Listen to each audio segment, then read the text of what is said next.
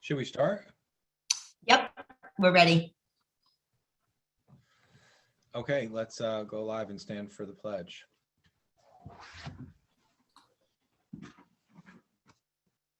I pledge allegiance to the flag of the United States of America and to the republic for which it stands, one nation, under God, indivisible, with liberty and justice for all. As a way of respecting, honoring, and creating awareness about our past, we begin our village board meetings by acknowledging that New Paltz is on the ancestral land of the Munsee, Esopus, and Lenape people. A couple of items to add to this agenda and the consent agenda. I'd like to add that we appoint Terry Dolan and John Girolico as acting co-chairs to the Affordable Housing Board. Just want to thank publicly both John and Terry for agreeing to fulfill that role. And in the business agenda, we should have a discussion about the Halloween parade. Let's make that number 7. Item number 8, a proposed code update regarding master water meters. Item number 9, proposed Trans Hudson development at Route 299 and North Putt Corners. We're not going to be going into too much detail publicly, but we're going to have a conversation during executive session about that agenda item. And that was it as far as additions. Does the village board want to add anything before we move to accept the amended changes? Our good cause is on there, right? Is it on the business agenda? Or it's someplace on the agenda, right? Because we had set the public hearing. It is not. This is what I was saying. So if you guys want to add it, we totally can. But yeah, that's where I totally messed up. And even when noticing all of this, and I'm very sorry, Alex, that I just like thought that we were going into setting up a workshop meeting, and that was like not at all what we had said at the last meeting, or not at all. We did say we want to do that, but that's what step I thought we were at, and so I did not even put it on the agenda. Okay, let's add it. Yeah, let's do both. We'll have a discussion about good cause, proposed good cause law, as well as talking about the when we plan to have a workshop. So yeah, with that amendment, I second accepting the agenda. All in favor? Aye. Any opposed? Tim, I can't hear you very well, but Alex is perfect. Okay. Is everyone else having trouble hearing me? Yeah, you're a little faint, Tim. You are a little faint, and also folks are saying they can't find the chat to say they want to speak. Ariana's on. We disabled the chat.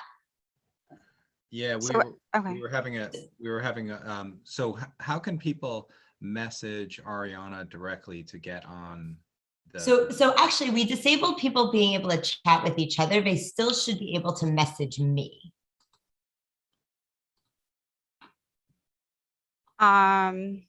Or any of you as well. Anybody in the co-host realm should be able to like I can't chat with you. Okay, that must be a setting thing that like we are not going to be able to fix right now, but people can we can just ask who wants to speak, and they can maybe use the raise hand feature, because we would have to I think in order to make it function, we'd have to end the meeting and restart it, and I'm not seeing any ability to like allow for chat. But what we had done was make it so that people could send me a message or co-host messages, and we're doing focus mode to allow all of the people in the public to be able to see the village board members instead of just all of the people in the meeting so that it is less distracting for all of us. When this is a trial run thing, if we don't like it, we can change it. But this is like something that Tim and I talked about doing, and this is our first go around with it. Cool. Yeah, the thinking with the like not having sidebar conversations is we want to be able to make sure that this meeting is compliant with open meetings laws, because you know, if some of us are noticing the chat and others are not, like it can be, I think, potentially problematic.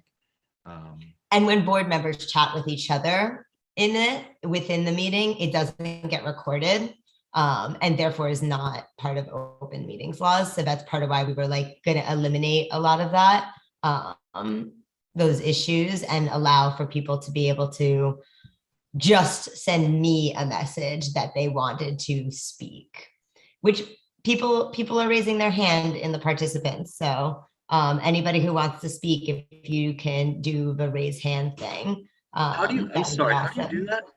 How do you raise your hand? I don't know if you can hear me, but Yeah, we yes, can. we can. sorry, I'm not finding it. Sorry about that. I just Googled it. I believe it's under reactions at the bottom. Yeah, I don't see it there. Okay, great, thank you. Do you? Yeah, under reactions at the bottom, the first thing that comes up is raise hand. Perfect, thank you. I'm calling in from a landline, so I'd like to get on the list to talk when it's the public comment. And just for whatever this means, like I do not see reactions at the bottom of this screen, at least. No, so it's in the participants list. So if you go to the bottom, there's participants, it says 22. And when you pull that up, it also, if you're looking at this in tile view, everybody who has their hand raised, there's a little hand next to their name in their window.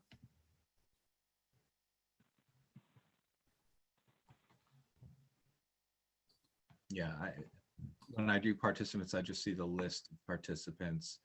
I don't see where I have the ability to read. So I see reactions for me. I don't see it under participants, but I see it on the bottom. It's below your face right now, Tim. When I hover over that bottom bar where there's share screen or like the option to leave the meeting or mute yourself or stop your video. For me, it is to like the right of share screen and to the left of apps. Same for me.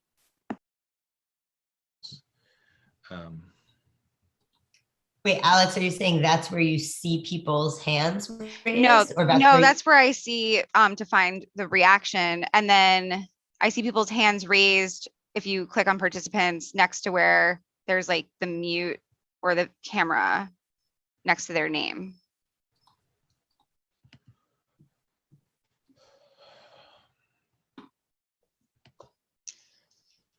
Okay. If you want, I can call on the people to make their public comments. Yeah, let's do that.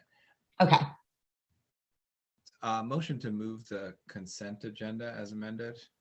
Second, All in favor? Aye. I. Bye. Any announcements from Village Board? I have an announcement regarding today is Veteran Suicide Awareness and Remembrance Day. Our DPW hung the SAR flag that we have, which stands for Suicide Awareness and Remembrance, that we passed a resolution for 2 years ago.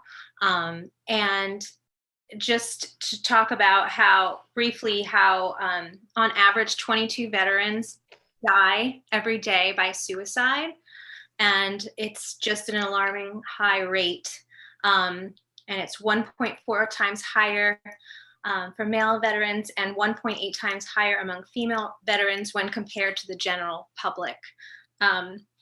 So I have Kevin Hertel was the veteran who designed the flag, and he had a very brief video that I would really like to play for everyone. I think it really captures that. So I think I could share my screen for this brief. Gracious God, Hold we on thank you. 1 second. Do my best to get this right.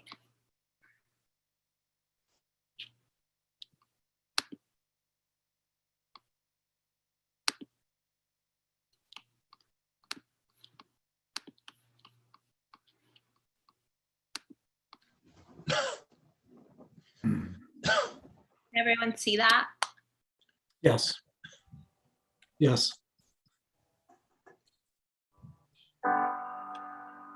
Gracious God, we thank you, God, for another day. We thank you, God, that you are a God of the people. We ask, oh God, for your presence here this day as we gather to remember those who have lost their lives, whether in battle or by suicide. God, we honor our veterans all across the nation. We ask, oh God, that you continue to bless them, strengthen them, continue to bless their families and loved ones as they give their lives for our nation, for a real cause, for liberty, for freedom, for justice, for all.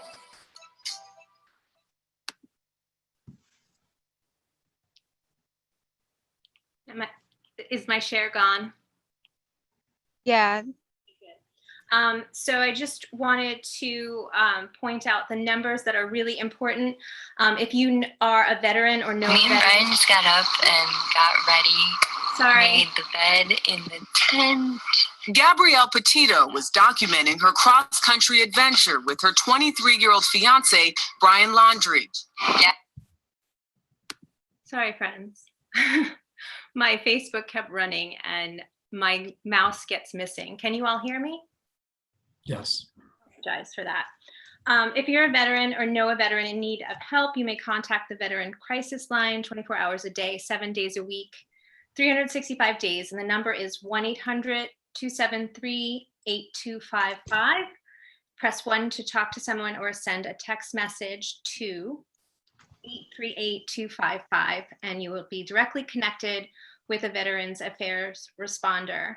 I think it's worth mentioning too that September is Suicide Prevention Month, and suicide prevention goes beyond access to mental health care. It's also food security, it's affordable housing, it's housing security, it's healthcare and financial security, along with acceptance and various other things. So I'm thankful that as a board and as a community, we come together to do all we can to work on those very important things. Thank you, Michelle. I have another announcement. We were contacted by Phoenix Kawamoto. The Ulster County Outreach Program is going to be out at the picnic tables across from Snugs this Friday evening for approximately 90 minutes, starting at 7 p.m. And the idea is that they're going to be, it's a pilot program regarding outreach to increase the number of individuals trained on Narcan administration, and to engage folks who may benefit from medication-assisted treatment or other substance use disorder treatments. And then the same folks from Ulster County Outreach Program will also be at Elting Library. I don't have a date on that, but just announcing that that is in the works out in front of the library at some point. But you know, this is primarily to give a heads up that these individuals will be out offering assistance this Friday night starting at 7 at the picnic tables on Main Street across from Snugs. Tim, I have an announcement or two. Go ahead. Yeah, just last week, the New Paltz COVID Emergency Group issued a statement to the community reminding everyone that we're not done with COVID and please wear your masks in indoor settings. We have a large number of children in our community who are unvaccinated and unprotected, so we want to protect them. We heard a report yesterday that I think one child has come down with COVID, and there are a number of kids in quarantine at the present time. So COVID has not left us. We have the Delta variant to be concerned with. So we issued that statement to the community broadly. It was carried by the newspaper and several news outlets. The other announcement I'd like to make is tomorrow, a request for proposals for the Oliver House will be issued. The Oliver House is on Broadhead, and we're looking for someone to take that project on to turn it into housing. The village now is the property owner of that house, so look for that announcement coming in the newspaper and on social media. Very good, thanks. And I have a quick announcement as well. Go ahead, Stana.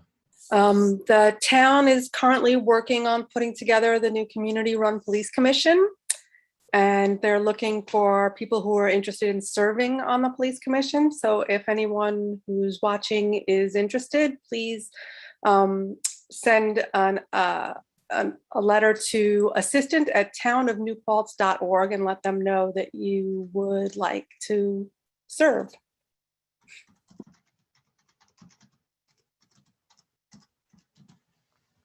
I'll not make any announcements this time since everybody else did. Yeah, we can normally count on you for at least a couple of announcements. So I have a page typed, but it'll be fine for next time. Okay, we have the public hearing for the zoning map amendment. It's currently open. Did we receive any feedback, or is anyone here this evening interested in commenting on that proposed change? We haven't received any written comments about it. Okay, I'm gonna suggest that we keep that open. And then I know we received some feedback from the Historic Preservation Commission. They were looking at the proposed ADU law, and I actually met with them virtually last week during their meeting. So we have some comments to consider, but was there anyone here tonight who wanted to make a comment regarding that proposed law? I think you technically need to open the public hearing as well.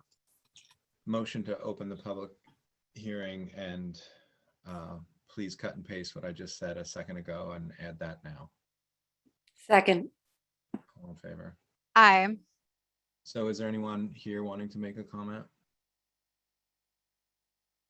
Well, then I'm gonna suggest we keep that open. And next item, I motion that we open the B2 commercial zoning on North and South Chestnut Streets and Main Street that changes to the B1 and B2 zones to make them more similar to the NBR zone, which is a multi-story mixed use zone. Second. All in favor? Aye. Aye. Any comments about this concept? Because we're reopening because we did make a material change to the proposed law. Just that there would be a process that involved planning board or Historic Preservation Commission review if a property is involved in or if a house would be demoed. We just want to have some sort of review process before, that's automatically done. Well, I'm going to suggest that we keep that public hearing open. Next Sounds item, good. Public comment. So Ariana, I'll let you go ahead and manage who's interested in speaking on. All right, I'm going to go in order of when people raise their hands. So Kitty Brown, you're first. And I ask that everybody try to keep their comments to 3 minutes. Hi, everybody. I'm just interested in finding out which of the criteria for executive session you'll be using to go into executive session about Trans Hudson. There are so many outstanding issues about this project at the town planning board. So I think others would like to know the purpose for your executive session, if it's contractual or so just asking that you identify the purpose when you go into executive session. Thanks. Next public comment. Garrett Tanis. Hello. This is regarding the no cause eviction bill, right? Can you hear me? We can hear you. Tim was General muted. Public comment, so you can absolutely comment on the proposed good cause law or anything at all. Okay. Today I'd like to speak in favor of the proposed no cause eviction bill, as well as present a criticism of the most recent amendment. At the previous meeting, one of the main criticisms presented was that the bill's definition of an unconscionable rent increase was too vague, while the previous bill specified that judges could take numerous factors into consideration, including a tenant's ability to pay, market factors, and unit renovation costs. The current version of the bill completely removes this language. I'd like to emphasize that I still strongly support passing a no-cause rent non-renewal law, but feel that another draft is necessary to resolve this issue. If the current version of the bill is passed, it should be passed with the expectation that future clarifying amendments be passed, clarifying the definition of unconscionability. It is vital that this bill be passed, and the vagueness of the recent amendment is a major obstacle to securing support for many sectors of our town's population. I have personally witnessed the devastating effects of gentrification in New Paltz and our surrounding area, and I refuse to sit by as my friends are forced out of town. I vote actively in all municipal elections, and I would like each and every member of the board to know that my vote is contingent on your ability to pass this law. Thank you.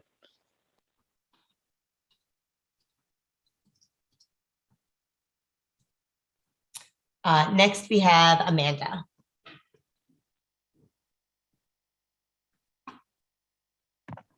Hi, sorry. Can you hear me? Because sometimes my laptop sucks with audio.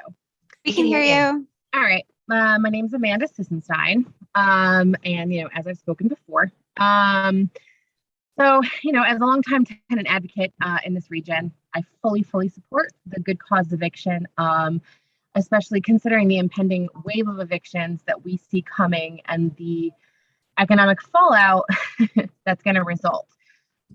We still have seen restaurants and other types of businesses who've never been able to reopen. Some people have still not been able to get back to work since the pandemic started. We're seeing all kinds of legal shenanigans going on with these moratoriums. The moratorium isn't strong enough. It doesn't cover enough people. But this law is going to help with two things. One, it's going to help an issue that existed prior to the pandemic, which is the insecurity and the instability of being a tenant when you can do all the things you're supposed to do correctly as a tenant and still have your lease not be renewed for no reason other than the whim of the landlord. So that's one issue. The other issue is that as we are seeing an influx of people from New York City who have significantly larger bank accounts than the rest of us here in the Hudson Valley, we are seeing the cost of rents double, which is just unheard of in the course of a year. We are literally seeing people who are being asked to leave, given a lovely letter of recommendation from their landlords because they know because other units in their building, as people have left, they have then advertised that apartment for twice as much as they were asking prior. And now they're getting letters from their landlords saying that they need to leave, even though they were model tenants. And so this is another issue that we need to solve, that this legislation will absolutely solve, and why we need to get it passed in every single municipality here. So yeah, I just very much strongly urge you to continue your support or if you're not currently in support, I urge you to be in support of this bill. It's gonna be a saving grace for a lot of people in New Paltz. That's it. Thank you so much. Have a great night. Thanks, Amanda. Next up is Shane. Hey, how's it going, everybody? And thank you. So my name is Shane. I'm a resident of the village of New Paltz. I understand the reason for this law. I understand that people are being scared of being priced out of their homes. And I think that it's very important that we can just secure affordable housing to keep our neighbors in New Paltz to, kind of help maintain the identity of the village that we all love. I think that's super important. However, I think I want to encourage everyone to take a step back and really look at the verbiage of the way this proposed law is written. I think that the way it's written right now is extremely unbalanced. It's punitive. And in many ways, I think it might actually exacerbate current housing issues. I think housing is a fundamental right. Widespread public access to affordable housing befalls on, the government and local officials to try and make it possible. For various reasons, the housing stock has been slow to unfold a new Paltz recently for various legitimate reasons. I think that Tim's idea for the accessory dwelling unit law is a really great idea. I love that. I think that's fantastic. However, I think privately owned rental stock is private property, and it's offered as an alternate to government subsidized housing in a certain way. I think to create a law which essentially calls upon private property owners to provide affordable housing without any incentive to the property owners, it flies in the face of the takings clause of the Fifth Amendment, in my opinion, which, in quote, nor shall private property be taken for public use without just compensation.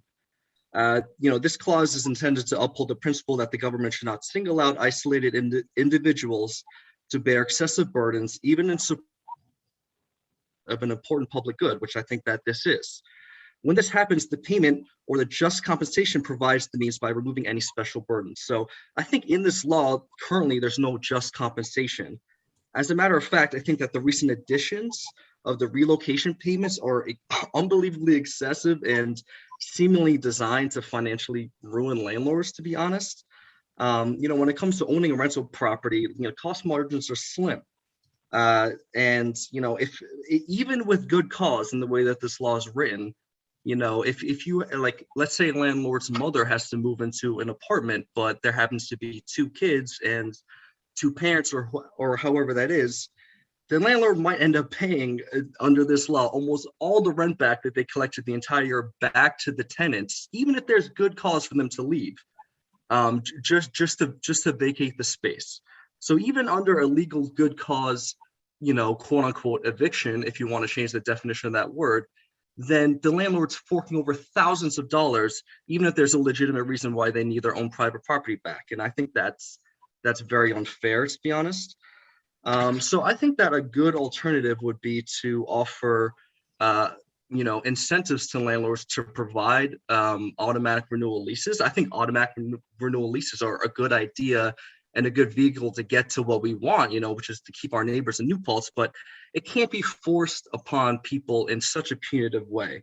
I think that if there's tax breaks offered, or if there's maybe grants towards historical renovations, or more energy efficient upgrades that could be offered to landlords that would in turn reciprocate renewal leases, I think that would be kind of a fair and a just way to help everybody in the community. And also there might be some other benefits that we may be able to reap from that. So thank you very much. Who's that was just speaking? That was me, Shane. That was Shane. Hey, can we also, so if you're speaking, can you just make sure that your camera is on? Oh yeah, sure. Right, and then so when we're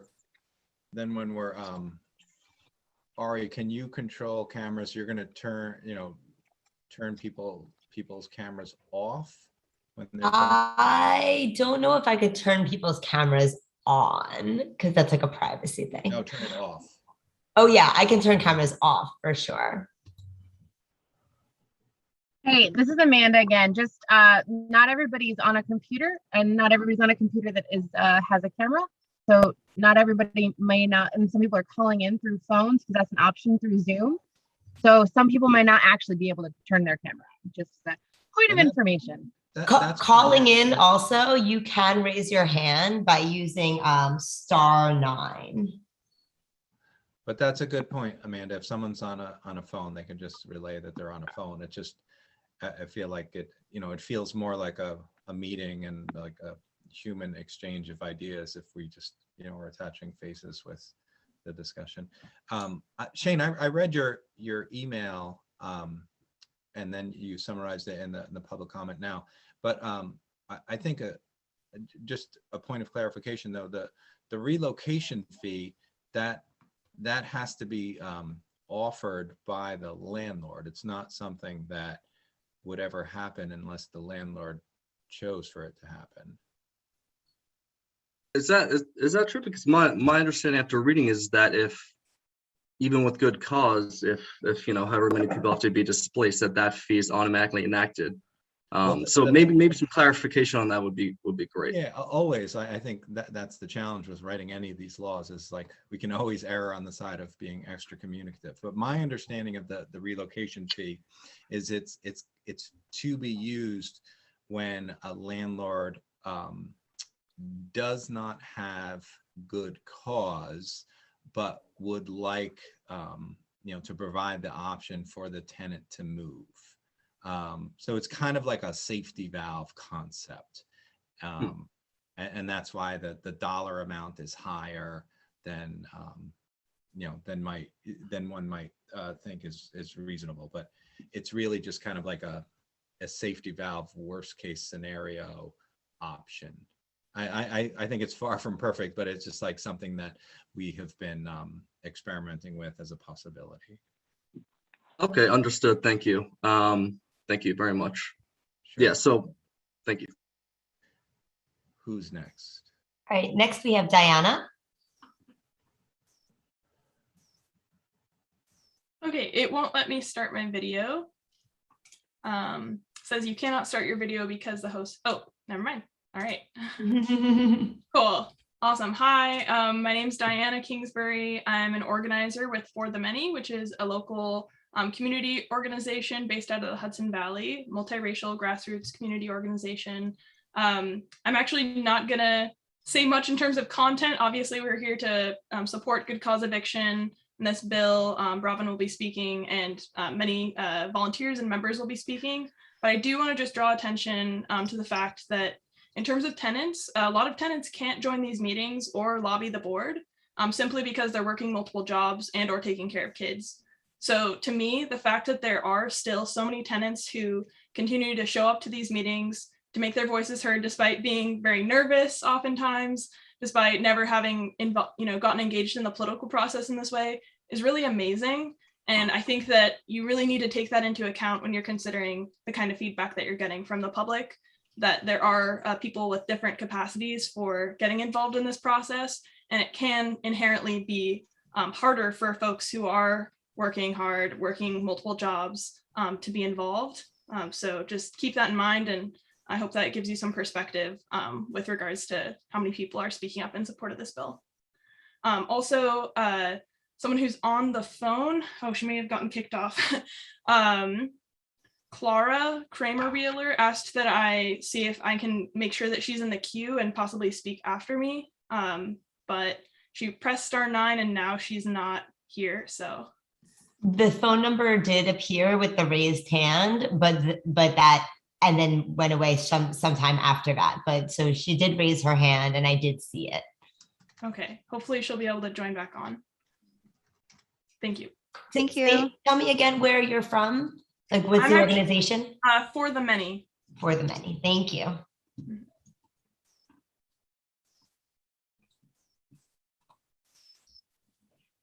Next is Bravin.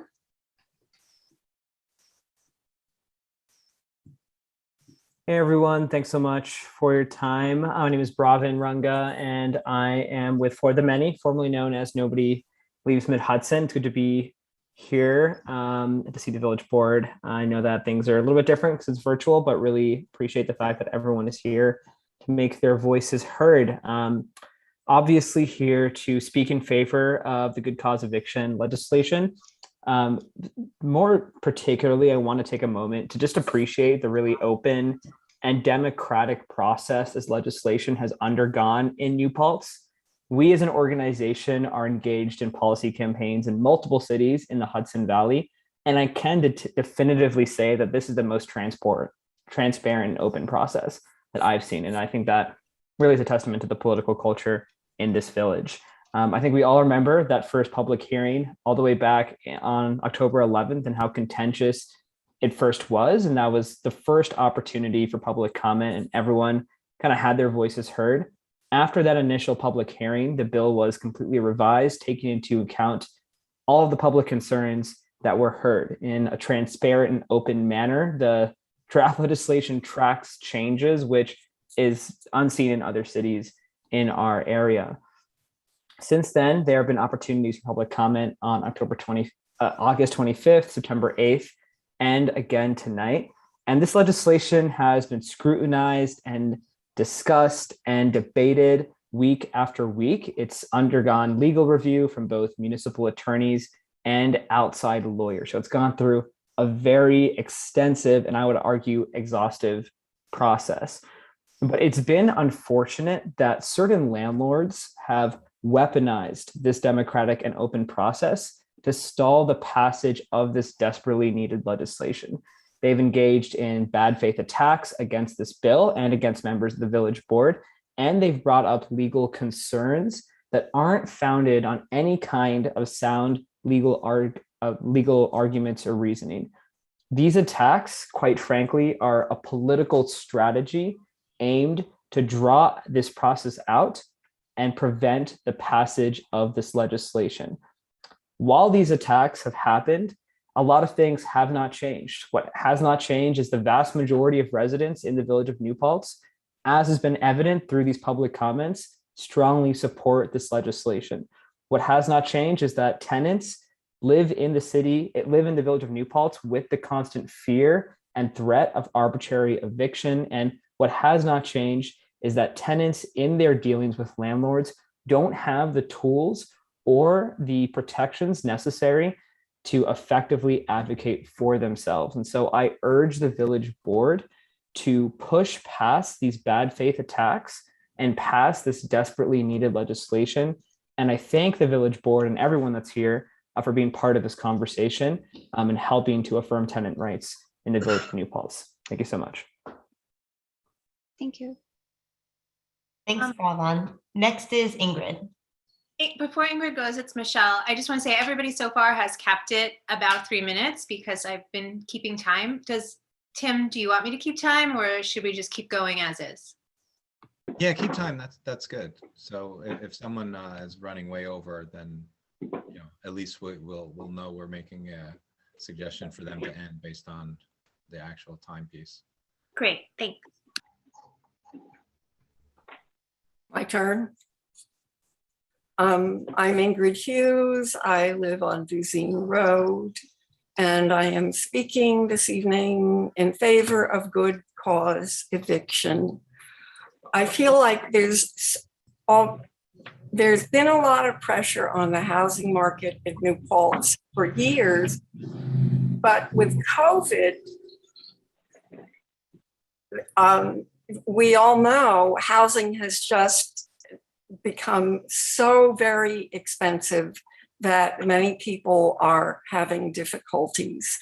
And I don't want to live in a town of affluent people. I want to live in a town where there are people of different income levels who can thrive. I want diversity. And I think that many of us want that. So I am very much in favor of this law. I feel tenants need to be protected. Landlords would still have the ability to evict for cause, but without this law, they're free to raise rents as high as the market will go and feel entitled to do that, and they will. And I think that that is not a healthy situation for the village and the town. Thank you. Thank you. Thanks, Ingrid. We have somebody who is the phone number. I hope it's the person that we. I think it's Clara. Can you all hear me? Yep. Okay, great. Thank you. My name is Clara, and I live on Springtown Road in New Paltz. And I've been a renter in New Paltz for 10 years now, 11 years maybe even. And I'm calling in support of the good cause eviction policy. Unfortunately, it might actually come too late for me because my landlord just found out that the other side, it's like a duplex apartment, and that the other side is worth, market rate, the new market rate worth way more. And so, I'm on a month-to-month lease. So I might be actually up against that at the end of this month. And so you might lose me out of not just New Paltz, but Ulster County, because this is a countywide issue. So yeah, I think that the good cause eviction law is really important. Keep, just sort of an idea about someone you're might be losing is like, I work with young children. I'm partly disabled. I'm not a student. I'm a working professional. I'm an activist, volunteer for good causes. And I would hope that I'd be the kind of person you'd want to keep in this area by passing this good cause eviction policy. I think that's it. Thank you so much. Thanks, Clara. That's all the people who have raised their hands. Is there anybody else here who would like to make a public comment?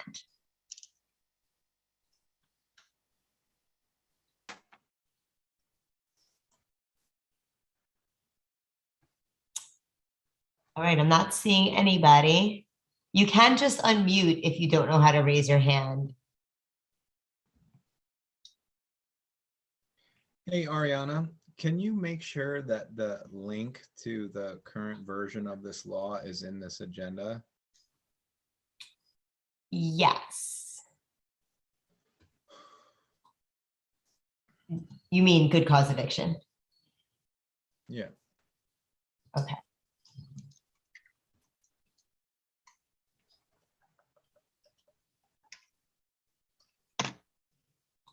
Okay, any other public comments on any other topic, good cause or anything else? Is it the one that starts with draft 2? Yeah, I just emailed you the link too. But Okay. yes, that is it. All right. It looks like we have another hand raised, and then we did get another written public comment, I guess after live ones or whatever. Yeah, Regan, do you want to speak? Hi, yeah. My name is Reagan. I am a renter on Main Street, and I'm also in support of the good cause eviction law. I've been living in New Paltz for like a year and a half now, like full time. I was a student for like living on campus for 2 years, and during the pandemic, I've had to like move out of a few places, and it's been kind of hard and scary. And also there were like some people in and out of our situation, so it was pretty rough for a little bit. And so I just am very in support of this law and of what it could do to benefit our community.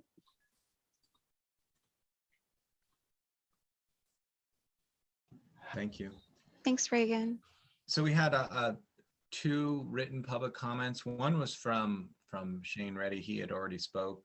And then we received another one from Daniel Atona.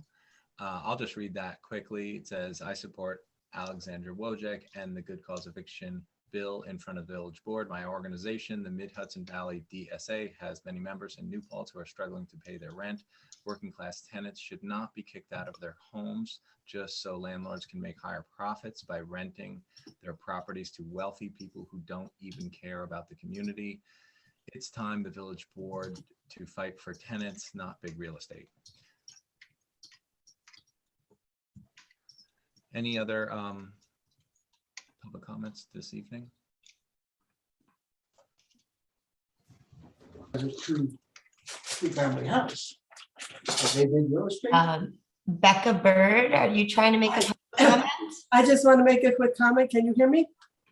Yes. Okay, I'm a homeowner in New Paltz. I've been here 30 years, and I'm in favor of this good, what do you call it, a good eviction?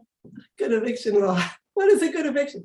Anyway, yes, I'm totally, absolutely 100% in favor of making it easier for people to stay in their homes during good times and bad times. And that's it. Thank you. Thanks, Becca.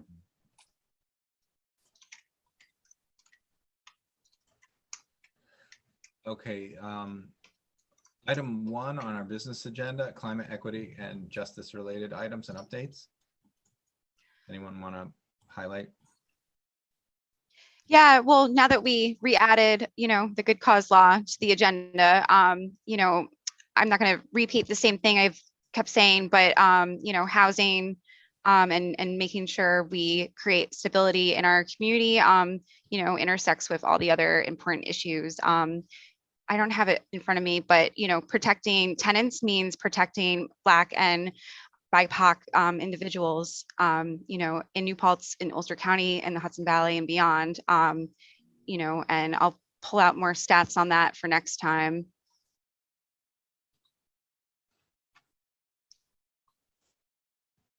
Okay, so I'm going to move to agenda item number 2. We were going to have a conversation with the representative from the New York State Public Service Commission about our community's franchise agreement with the cable TV company and our public access channel. Unfortunately, moments before the meeting, we heard from the representative from the Public Service Commission, and they're not available to join us tonight. But what we did is we had folks from our public access committee, as well as Owen Kelso, and there may have been some others who are interested in this topic, and put together some questions. So I think at least what we could do tonight is just outline the questions that we have about the community's cable TV franchise agreement. And I think it's important to note that it is not a franchise agreement for cable internet. But I think Owen is here. Is there anyone else who wanted to talk about this topic?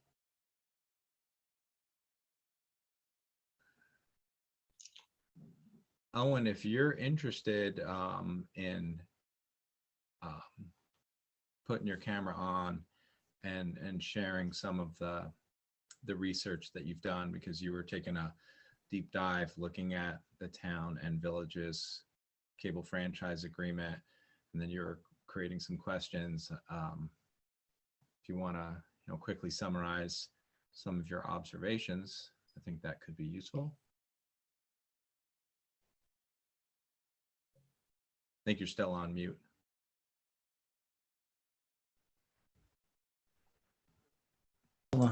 Isn't that always the case?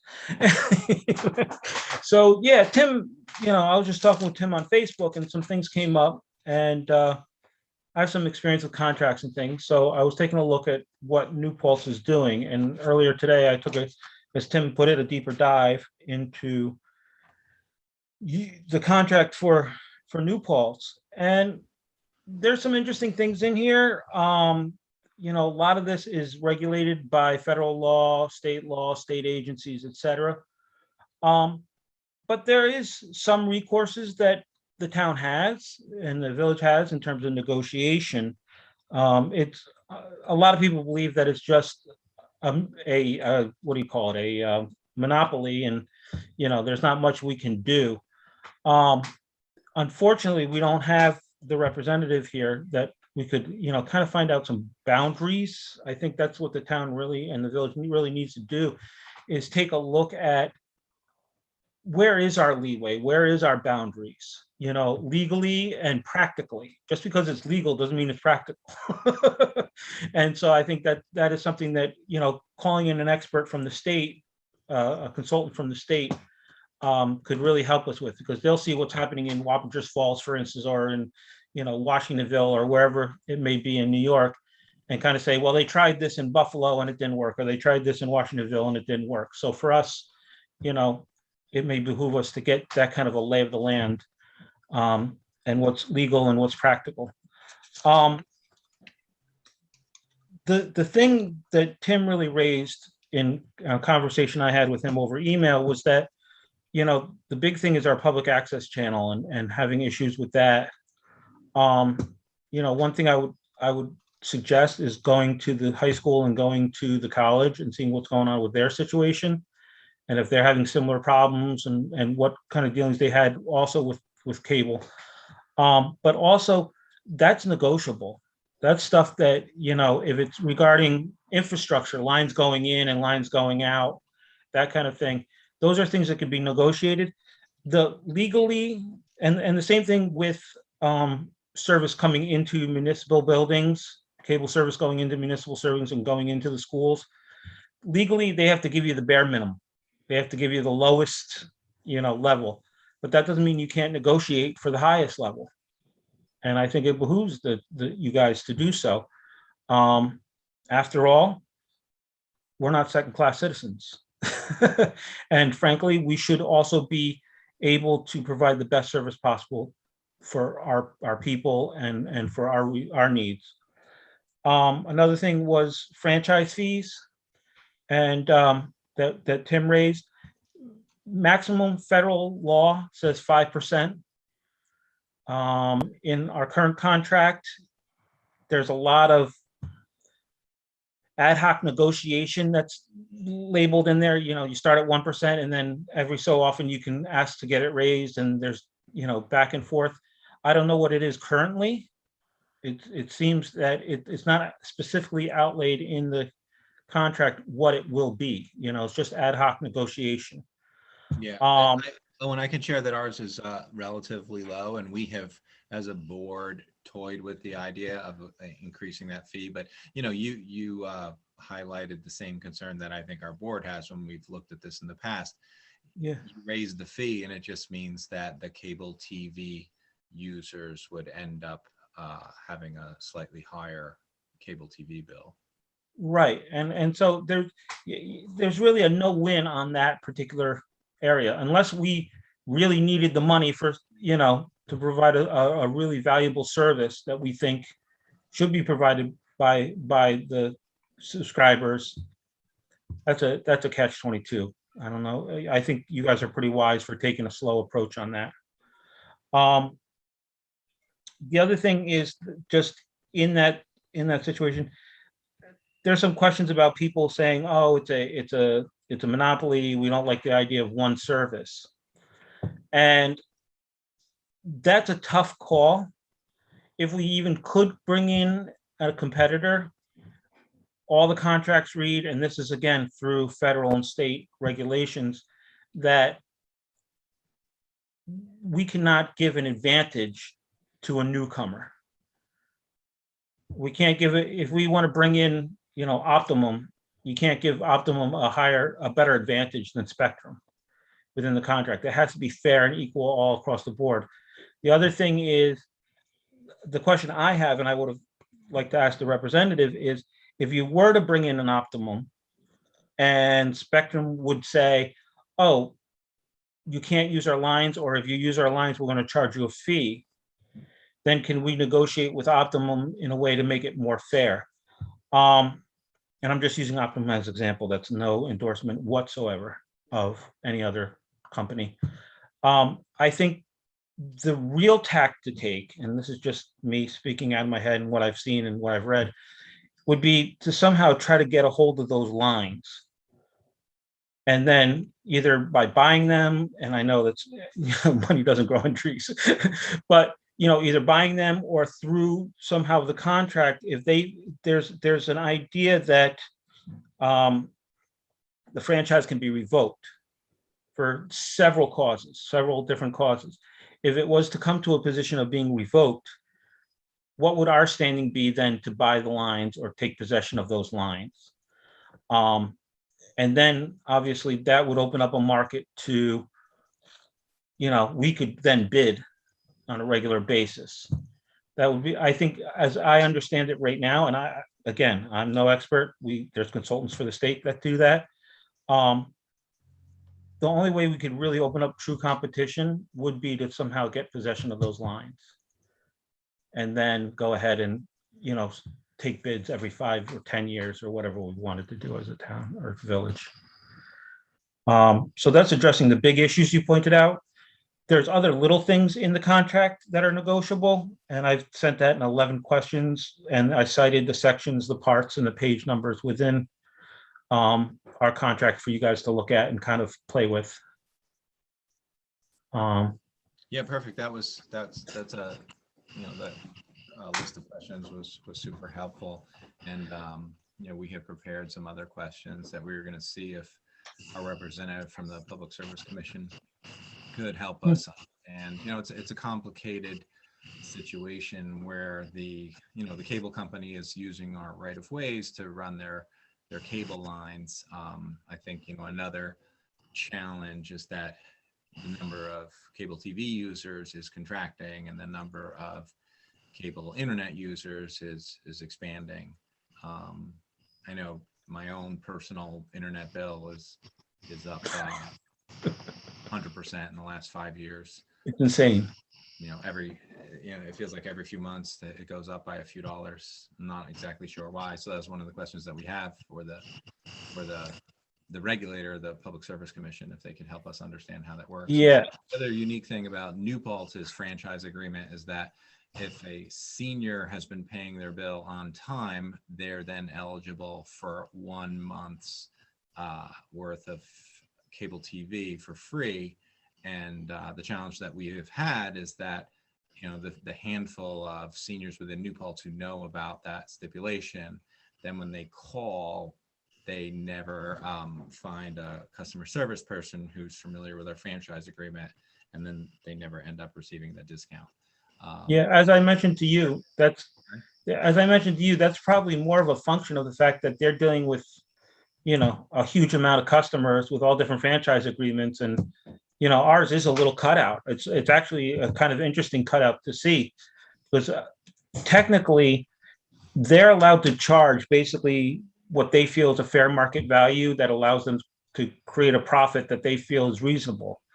And we really don't have a lot of say into, what their promotions can be or what their profits can be. But it's very interesting that we were able to get that cut out and kind of get them to, give a benefit to our particular customers.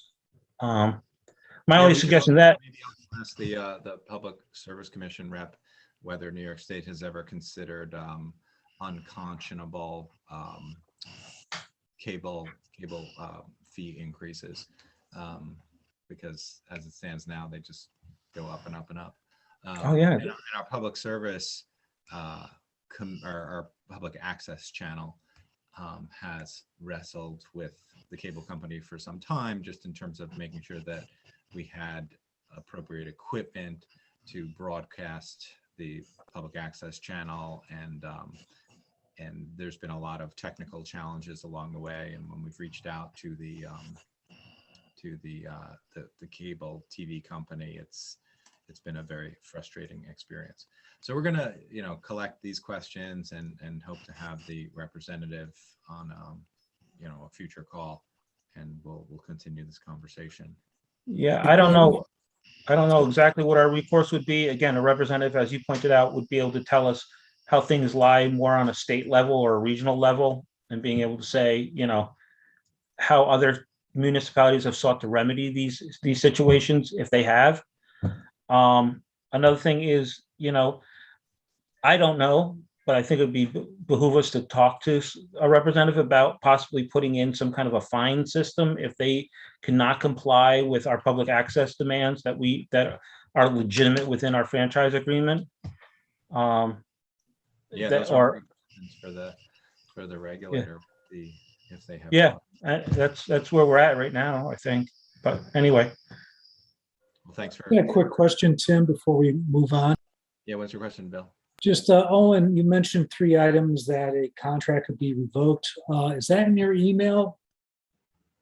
Yeah, I and it's within the contract, and it's right around this where I cited. So if you want more context, about what can stand for revoking the contract, essentially, there's obviously, if they leave the lines, if they abandon the lines or abandon service, which is a pretty high bar, honestly, we could revoke the contract. We can revoke the contract if, out of negligence or bad faith, they violated the contract.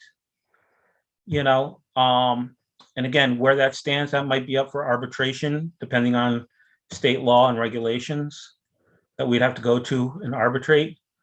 So, they definitely owe us public access. To what degree?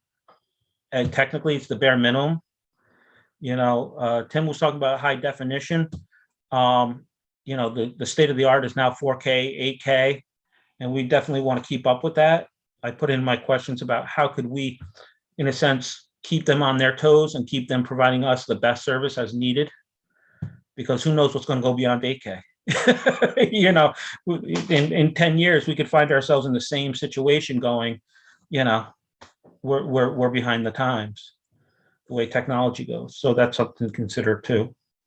But again, I think if we want to bring competition in, it looks like for us as a small municipality, you know, we're not New York City. We're not New York City where 5 cable companies are going to want to put it in their own lines, in their own way to provide multiple services, you know? So the question is, how do we, I don't want to use the word commandeer, but, you know, what is our recourse for saying, you know, you guys have blown it. You know, we're taking over these lines, we'll pay you fair market value, et cetera. And that's in there. It's not necessarily us, but the cable company has a right to sell their lines if it's negated, if the contract's negated. So the question is, where are we on the dibbing? Where, you know, do we get first dibs? Where are we in terms of what we have to pay? Do they put it up to auction? We got to compete against everybody else. Do we get a first shot at saying, we're going to give you fair market value as per eminent domain, et cetera, and we'll take those lines? But again, I don't even know if that's something that would even be worth litigating if it came down to that. That would be more on you guys and what your budget looks like and what your lawyers like to tell you. Perfect. And they tend to not like litigating. Yeah, this is my experience with conversation, lawyers. Thanks, Owen. So anyway, and I'm available via email if you guys want to continue conversation on some of Awesome. these things. Really appreciate you taking an interest in this topic. It's helpful. No problem. Anytime. Thank you. Okay, next item. So we're going to speak with Suzanne Biggin regarding the Affordable Housing Board.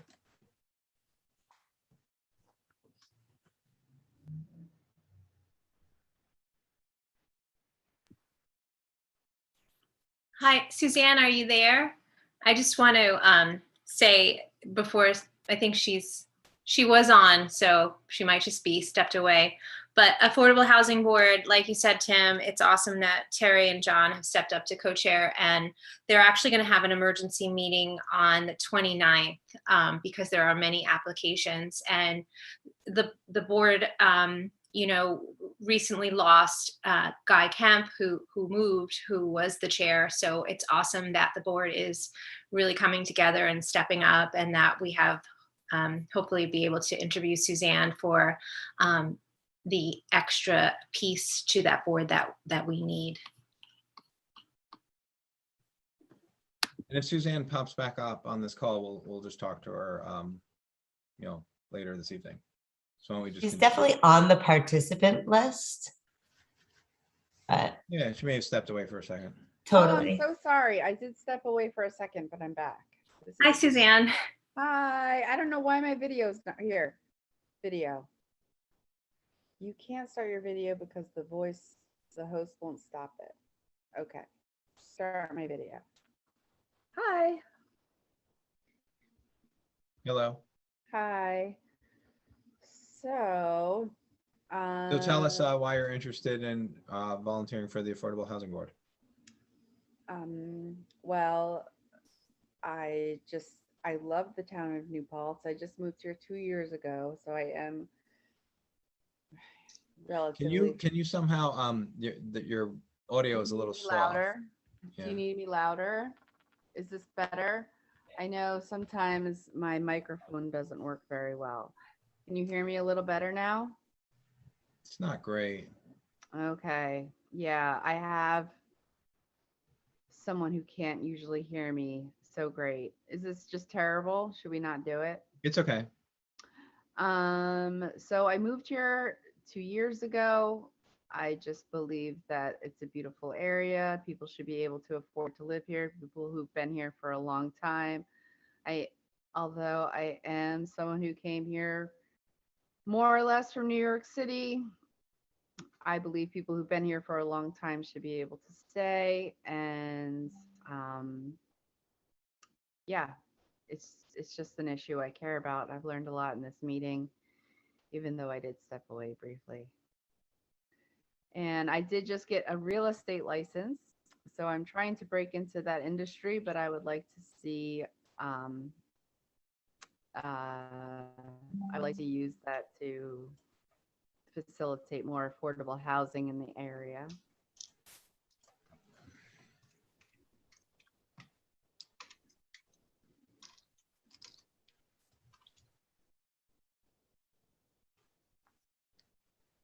Do any members of the village board have questions for Suzanne?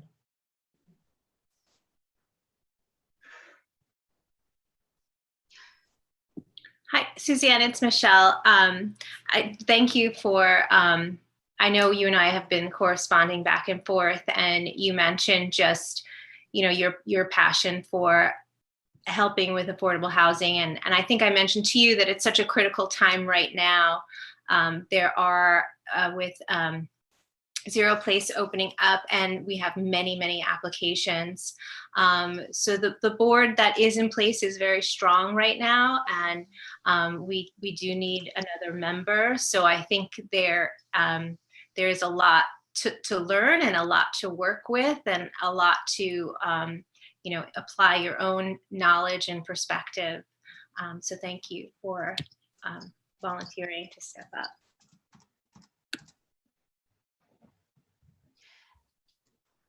Yeah, I'm definitely in a place where I'm ready to learn, I'd say. Yeah.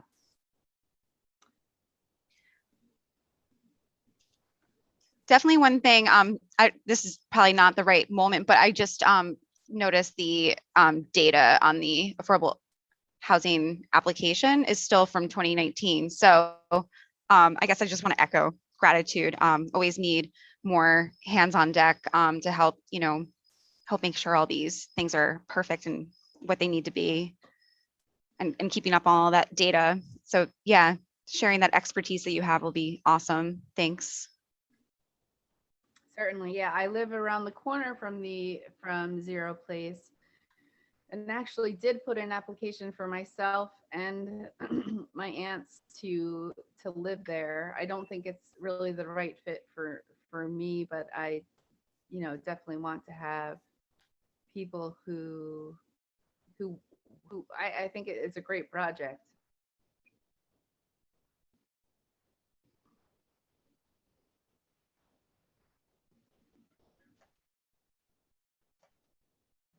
I didn't have any other questions. I'm super grateful that you're interested in volunteering. Communities like ours rely enormously on volunteers, and the Affordable Housing Board is, provides an important function. So it's great that you're willing to step up and contribute. I feel lucky that I am even here. We moved here 6 months before the pandemic hit, and had our life circumstances put us in the place of needing housing any later, we probably never would have been able to afford to live here. So I feel lucky to be here.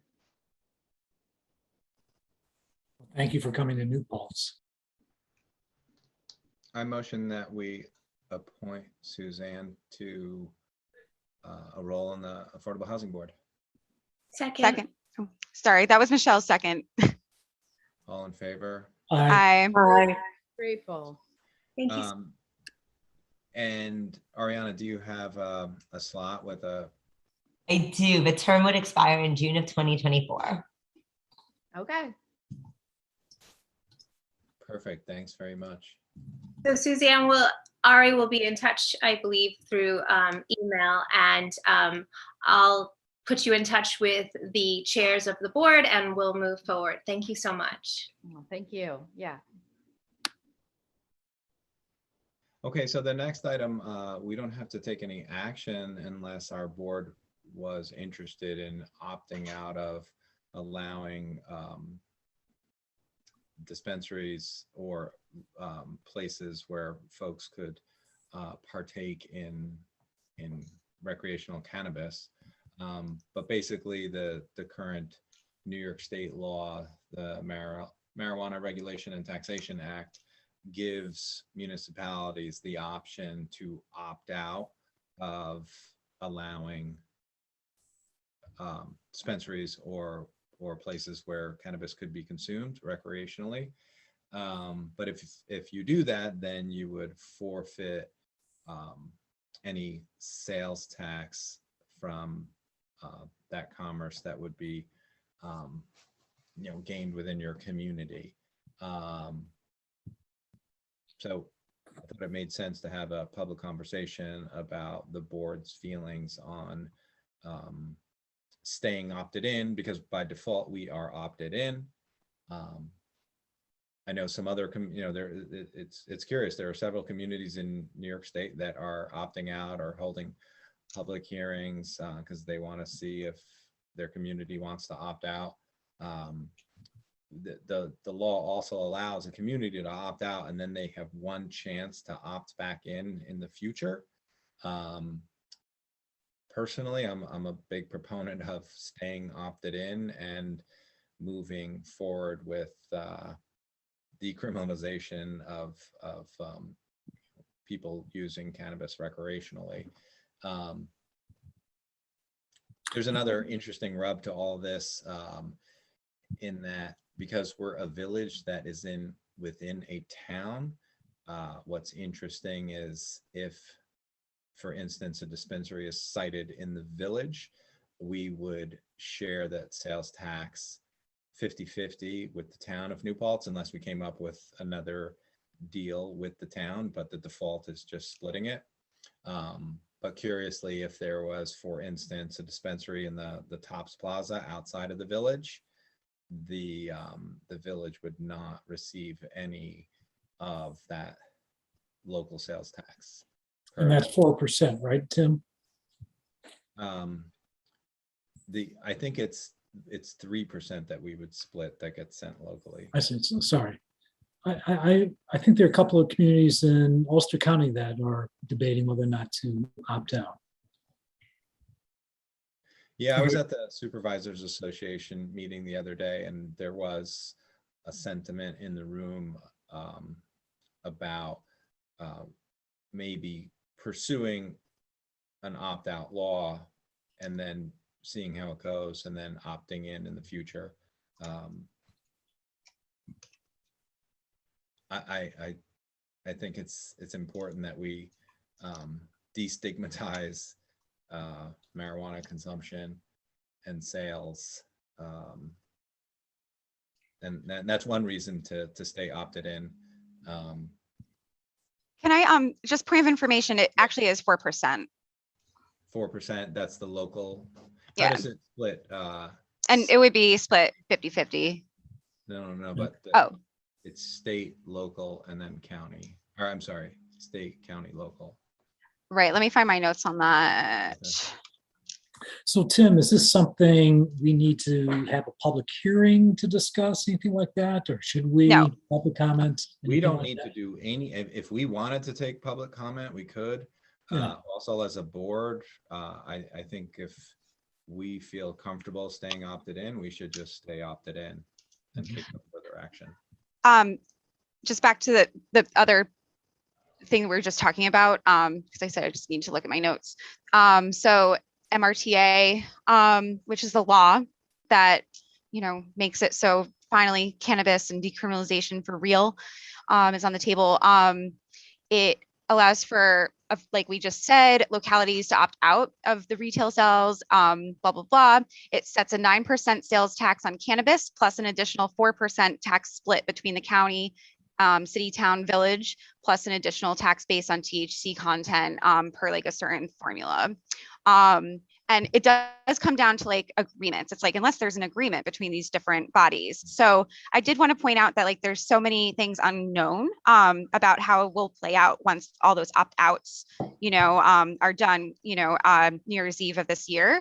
And, the cannabis board is just, or the cannabis office is just, getting going. And a big component of the law is this justice aspect. And, that's why, you might have seen in the news, like the village of Ellenville will have one type of cannabis facility there. And in this case, it's a large facility.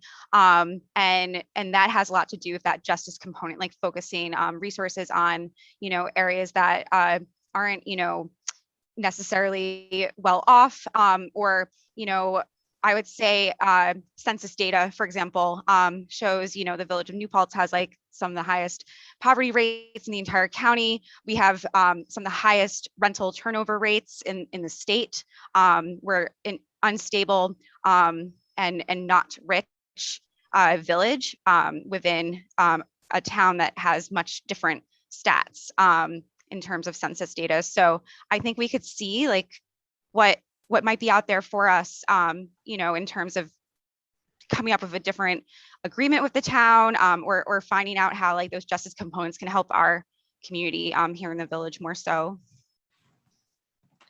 Yeah, but so when I was saying 3%, I was talking about the local share and not the counties, right? So it's 9 for the state, 1 for the county, and 3 locally. So it'd be 3 if it's outside the village for the town, and then if it's in the village, we can share it with the town. Oh, right. Okay. But the default is 50-50 for the 3%. The county gets their 1% regardless.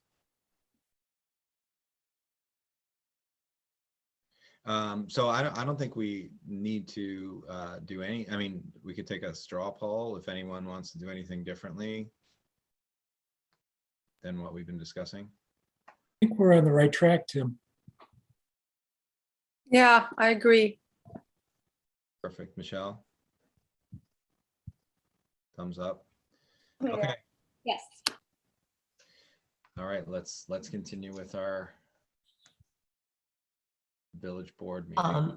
We skipped item number 4, the source water protection management team. Yeah, what is that? So I would love to tell you about it. With the drinking water source protection program that we've been participating in, we're coming up with a management plan, and that kind of plan, and this has been over a year-long process. Many of you have probably, or maybe you don't remember, but many of you would remember that we had a, my camera's off. We had Hannah and some folks come and tell us about this program that we had been working on. We have all these stakeholders in the community, and essentially we're coming up with a management plan. Russell Urban Mead has been very involved. Peter Fairweather has been very involved. They've been some of our consultants on this. And basically we need to appoint somebody, and it would be an annual appointment that would happen every year at our reorg meeting. But because we didn't really know about this then, we would be doing it now, and then that person would be reappointed in the future. And most likely this group will not meet very often. There was talk about the plan needing updating every 5 years, but it's something that would be assessed every 5 years, whether or not it actually needs to be updated based on what has changed in the community. But it's something that we'd love to appoint somebody to, and then moving forward, we would just continue to annually appoint people. Any volunteers?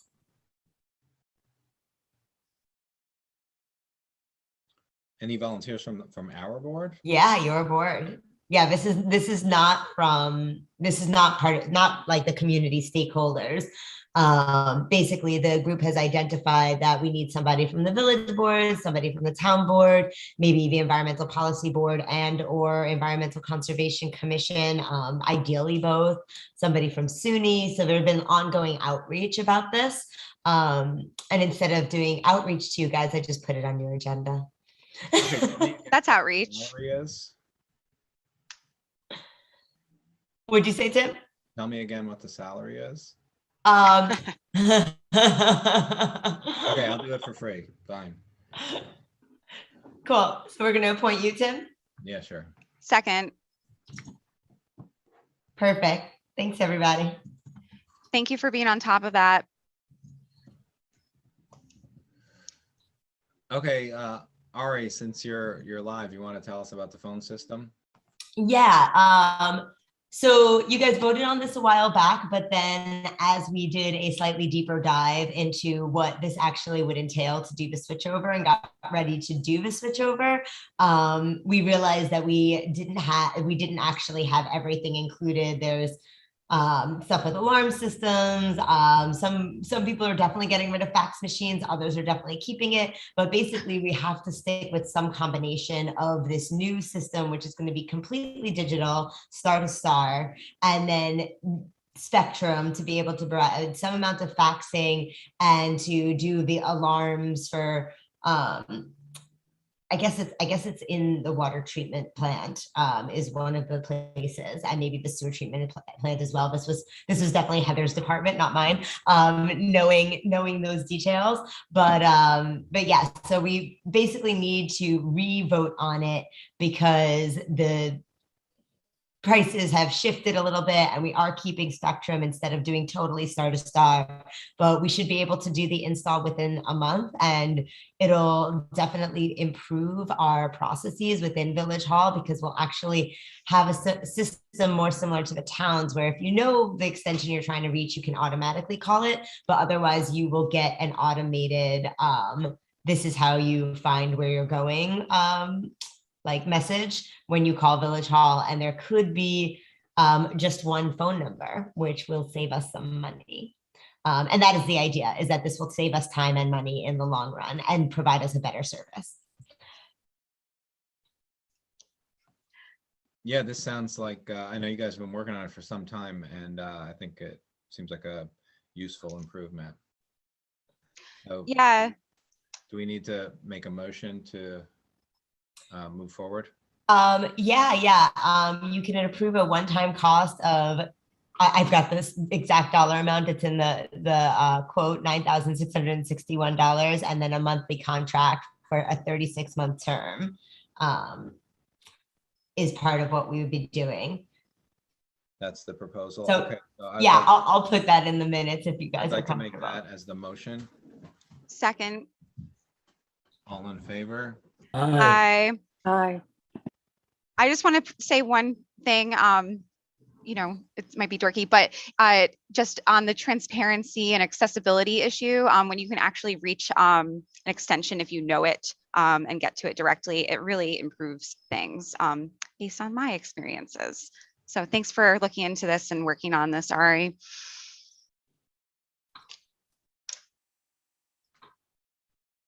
I hear phones are coming back. Back in style again. It has been quite the process to sort through everything, but I think like it's going to be a massive improvement for Village Hall, and everybody's going to benefit. And yeah, it will be more accessible, and it will also be more efficient. So I like both of those things a lot. Thank you, Ari.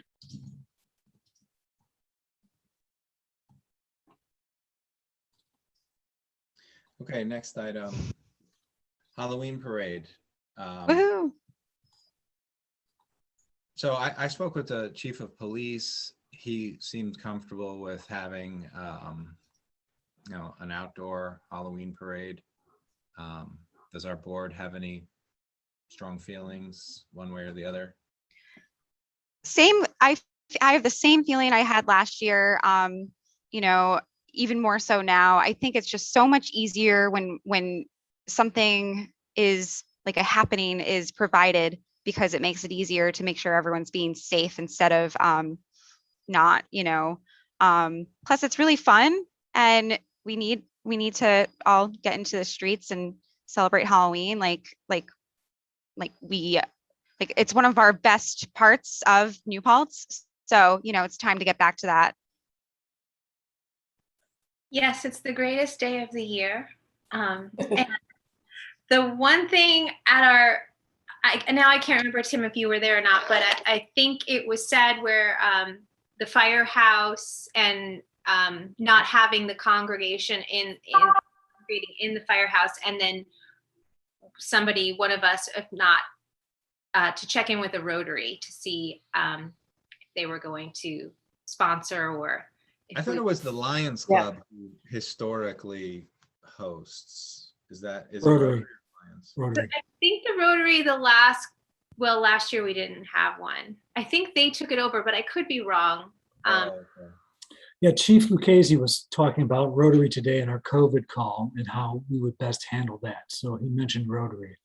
He was going to. Michelle is correct. It used to be Lions and now it's Rotary. They handed the torch to Rotary. Yeah. Okay.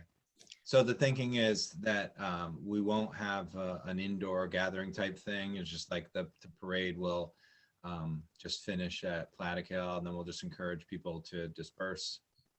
There Right. was the conversation about possibly ending it in the park, in Hasbrook Park.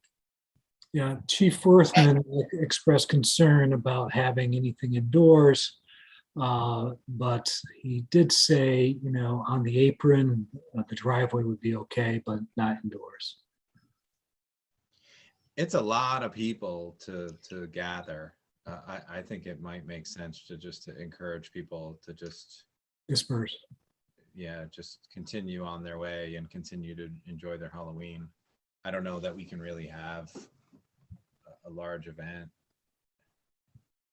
I think people will still gather in front of the firehouse and then sort of make their plan where to go from there, like down to the bakery or trick-or-treating or another party, what have you. So I think it's a great thing. It's our high holiday. Truly, and I don't know, I'm always happy to help disperse because I feel like I always wind up lingering at the end anyway. So.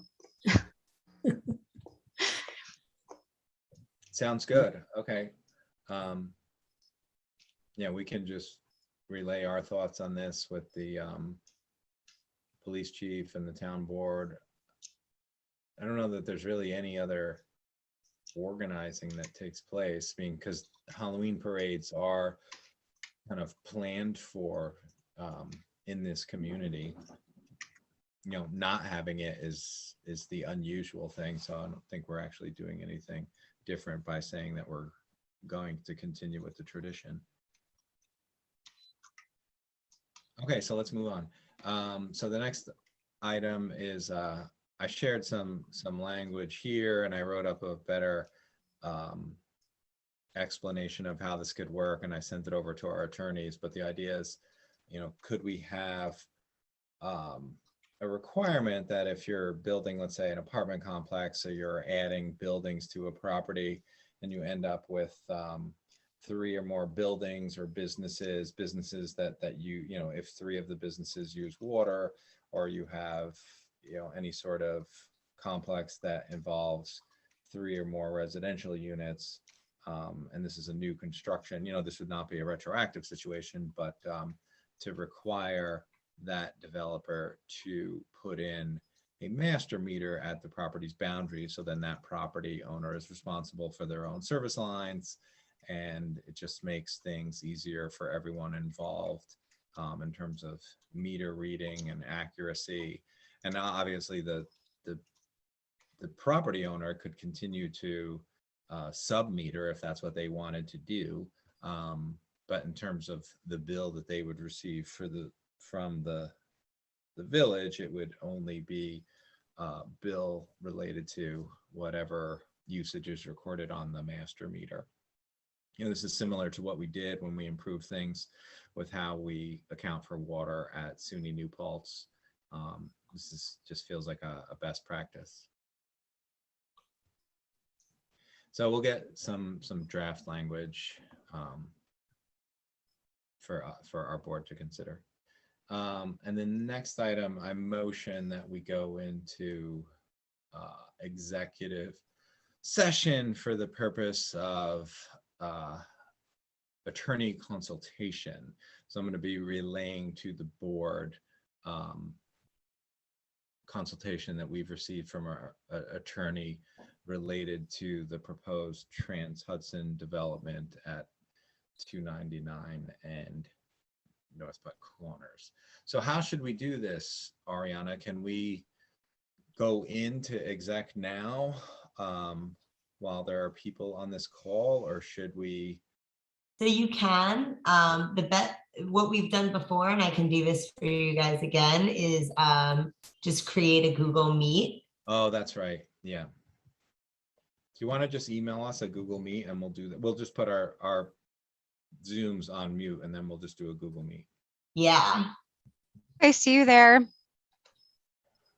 Ari, you should, can mute and turn your camera off. yeah, Ari should mute us too. Sure, I can mute all.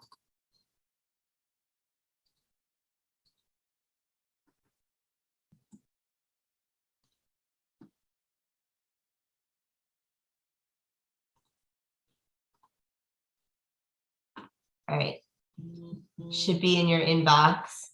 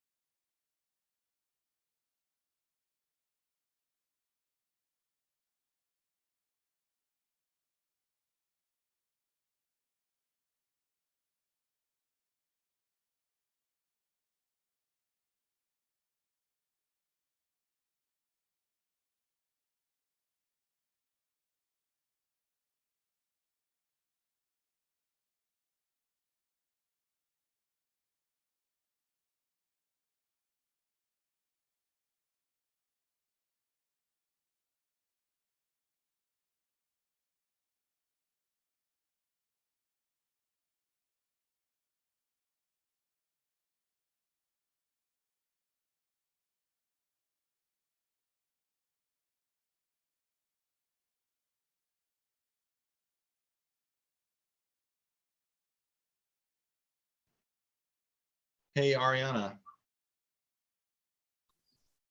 Yeah. Okay.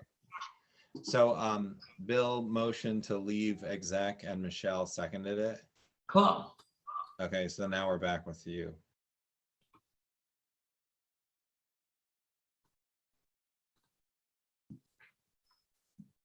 And we're back.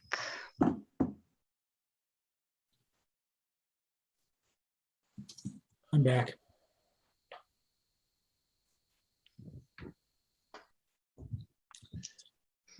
So our exec session involves myself relaying consultation we received from our attorney regarding the proposed Trans-Hudson development on Route 299 and North Putt Corners. We're not taking any action tonight. Okay, let's talk about the proposed good cause eviction law. Great. Or good cause lease renewal. Yeah, that's the better. Well, yeah. So since last meeting, you know, the biggest sticking point from the board and, you know, the discussion that we had that night at the table was in the section, let me get to it, about rent due and owing. So it's the first good cause in the list of things that constitute good cause for non-renewal of a lease. That whole paragraph we were struggling with. So I did a lot more homework and you know, got some support from you know, folks at CUNY Law, you know, became their homework to look really deeper into, you know, more aspects of some of the concerns that came up. And I think, you know, I think it actually is very telling that you all were having different issues with that paragraph in there that begins with in determining whether all or part of rent due and owing is a result of unconscionable rent increase, and then ending with, you know, the condition or unit of the unit or common areas serving the unit. Turns out that really doesn't even, you all were right, it doesn't belong in there. That was in some of the local iterations of the law, you know, like City of Albany, I believe, and I think City of Hudson that just passed good cause last night. Has something similar, like, you know, explaining like additional things a court may consider, but it's like, I think I like started to get to this at that last meeting, like, it's not like that list of things a court may consider would have any teeth or anything. So I think honestly that part should be cut. You know, there's a reason we all had a difficult time with it, and it doesn't actually do anything. It seems like it was that section was actually a compromise in other communities. So the way it is right now, if the track changes, is how I would propose that section would look. You know, and that actually is great because it more closely reflects the you know, the state version that they have been mulling about. You know, and when, like, I don't know, it would just make things easier. So that was like one thing I worked on a bit to address those concerns.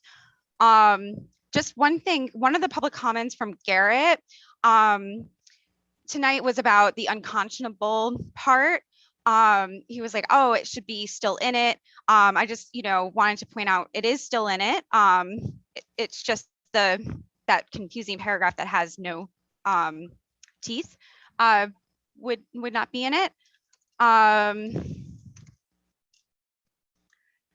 So I think one issue that came up quite a bit about, you know, like there's so many things basically, like a couple different concerns about, like, you know, this creates like squatters' rights. You know, so I have a lot more homework, you know, in front of me, a lot more research done to prove that that has nothing to do with it. It does not give any squatters any sort of legal claim of possession. It does not allow for tenants to stop paying rent and remain in possession of the property. Non-payment of rent is clearly in that paragraph, considered good cause for eviction. Any determination that a rent increase is unconscionable and thus enforceable, that's made by a court. It's not made by either party, because I know that who would decide, came up quite a bit, and yeah, it wouldn't be any sort of arbitrary thing. And just to also clarify, finding that, a rent increase is unconscionable would by definition refer to the raise in rent, not the rent itself. The way, it's written in the way I propose that edit to be made, and payment of rent that is not found to be unconscionable is still necessary to maintain possession by the tenant. And it is clear in that section, legally. It does not, this legislation does not allow a tenant to stop paying rent and then claim ownership through adverse possession, again, or squatters' rights. A claim of adverse possession requires a lot of different elements be met and can be defeated by the landlord by simply bringing forward a summary eviction. And that can happen even like 10 years since the tenant has stopped paying, and that would not be changed at all by this law. And so the basic fact that non-payment of rent qualifies as a good cause for eviction means that any concern about squatters' rights, renting to someone in perpetuity, not paying or anything like that, it's based on a fundamental misunderstanding of, the law, what evictions are, and, housing stuff. So, and I can provide some more case law to all those issues, if folks wanted. There were some other issues that came up that I got some more info on. And this also came up in another public comment tonight. I think Shane's comments touched on it a little bit, and some comments that were made at the very first public hearing about the law, that like a tenant's option to renew a lease violates contract law, or something like that. Like those, we've heard different iterations of that argument. So, I can switch gears. We can talk about that. Or I don't know if you want to stay on that one paragraph that we had a sticking point of. Basically, I took all the things that were squishy, and people had said they had issues with, and I have responses. I appreciate, taking the hard look at this, and we received that public comment tonight about how people are noticing that we're taking a hard look and trying to be super transparent with our review process. And I think this is a prime example of why we're not rushing to pass any law. Like, it's so important to sleep on these things and to review these things. And I feel like the part that is now edited, like, I was really scratching my head that those are the words that are in Albany's law. I do not understand how those are the words in Albany's law, and that they passed the law with words that are that confusing. And that was a landlord request, and then trying to make it match. But it's and not, even. It's not just a landlord request. It brings into this whole concept of whether someone can afford rent or not, and neither the landlord nor the tenant have really any ability to determine affordability or means to remedy situations. It just seems like that would just create an enormous mess by leaving that as an avenue that could stay open. Yeah, and Tim, you said something to me in the interim since last meeting about that is really helped me do this deeper dive on it. Kind of just like, should that matter of like that part of the matter of affordability be perhaps addressed in some other law? And I'm now realizing like, hell's yes. So, and like, just that whole section makes so much more sense, because it's again, this law establishes what would be the good causes to not renew. and then sets forth, what would happen if parties don't agree, and you want that non-renewal to happen, and it has to go to the court. And then that is why there's things like, rebuttable presumption in there, but then we define it to make it make sense for us. But really, those steps are for the court, Yeah. and to be determined by the court. Yeah, it really helped me wrap my head around what we're considering, and that this should be a good cause renewal law, and affordability is a real challenge and a real problem. That should be addressed as its own easy to follow law. It should not, be buried in this law in some sort of convoluted way. That's what I was really struggling with. If we're gonna keep that name change, I feel the entire law then needs to remove the words good cause eviction, because for me reading this, I feel it like my brain keeps going back and forth, because the scope is either why a good cause to renew, or the scope is why a good cause to evict. And perhaps it's just me semantics, I don't know, but it doesn't jive with my brain to follow it all. Wait, I just need some clarity with what you're talking about, because there is no use of the phrase good cause eviction in the law. Okay, well, the copy I have that I printed out 2 days ago has it. So is there a new document? No, the only change that I made in track changes since last meeting is what we just discussed. So it's, good cause is using it and eviction is using it, but not the phrase good cause eviction. And the things that we're listing are what are the good causes to not renew, which means it would be an eviction. You would use the court process there to not renew, unless of course, both parties are like, yeah, you're right, this relationship totally sucks, moving on, but but one spot. So if you go to summary, summary line of summary, it says prohibiting evictions without good cause. Oh, Not okay, the that's exact why. phrase, but it's similar. Right. Okay, that's why I couldn't find it. For that, the proposed good cause rental renewal, the second to the last sentence says good cause for eviction. Oh, okay, so yeah, thank you for clarifying. Because I was like, that phrase isn't in it. And I thought I made good and sure, that it didn't. But yeah, it is an eviction. Basically, the whole purpose of this, or not the purpose, but the mechanism of it is when it's established that you can't refuse to renew someone without a good cause. You must offer a lease renewal of some kind, that is at least not unconscionable, unless you have good cause not to. So the whole point of the law is to establish what those good causes are. That's it.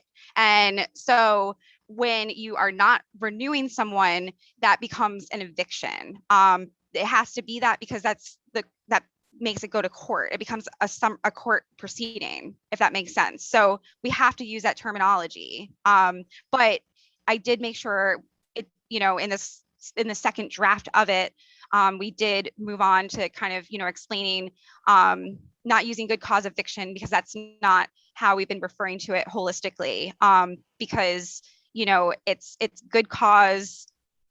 Yeah, but it gives you the right to renew a lease and establishes the good causes that make it permissible to not offer that lease renewal. And if you're not offering a lease renewal, it is an eviction proceeding. Yes, I understand all that, but okay. I just don't agree with it. I don't agree that to call this good cause rental renewal makes sense. And I don't think, I'm just going to have to agree to disagree. I think good cause eviction is very succinct and what we're talking about. to say good cause rental renewal, it's a good cause. You just said it yourself. It's a good cause not to do the rental renewal. So then that should be the phrasing. So maybe I'm hung up on words, and I mean, we don't have to debate this all night. I just feel differently. Yeah, and you know what? We don't have to be the only municipality in the state that has a different way to refer to it. Also, that is such a valid thing. Now I'm kind of starting to understand what you're saying. You know, it's not use of that term. I'm like, no, that's like the whole point of the law. It's that we changed the title to like from prohibition of evictions without good cause, which is what this law is. You know, to good cause rental renewal, because also that's also a part of the law is, you know, you get the right to renew. It should be prohibition of eviction without good cause. Or just called right to renew. Get rid of cause, because to good cause eviction goes, I don't know, maybe it's because, I don't know, but just to have good cause right to renew, for me, does not feel, it should just be then right to renew and get rid of good cause altogether. Yeah, The good cause should be in it because the point of the law is the establishing the good causes, you know, otherwise like when people Google the code, they won't be able to find like the thing that is the common right thing they're looking for. why Yeah. I think good cause eviction says it all. I'm cool with going back to the original title. Then it would be easier for people who move around the area. You know, if they move from the city of Hudson down to the village of New Paltz, you know, because their public housing apparently is having a rough moment, and they want to go to school in New Paltz or something. They get a job at Mohunk and want to move here. This way they'll know the same law. Bill, what were you going to say? Yeah, I just, you know, trying to find the right title for this. I think we need to massage it just a little bit. I do know that, and I've mentioned this before, that good cause is interchangeably used with right to renew, but the good cause eviction to me is much more succinct. It's what this is about. Yet, if I'm a tenant, I'm not looking for reasons for somebody to evict me. I'm looking for reasons to renew. What rights do I have to renew? So from perhaps a tenant's lens, that's how I'm seeing it, not from the landlord's lens.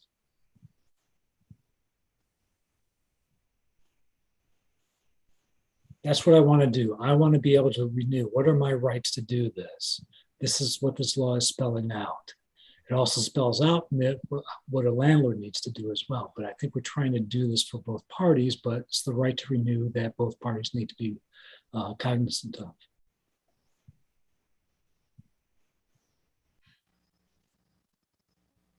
So what should it be called? Now, there you go. That's a big question. I don't have that answer tonight. I think so to include the right to renew. New Paltz's right to renew law. This is what we're hearing from everybody that has spoken with us, that they want to be able to renew their lease, and that's what we're trying to address. We're not trying to find, define what the good causes are for eviction. Of course, that's part of the law, but we're trying to help these tenants who are in need.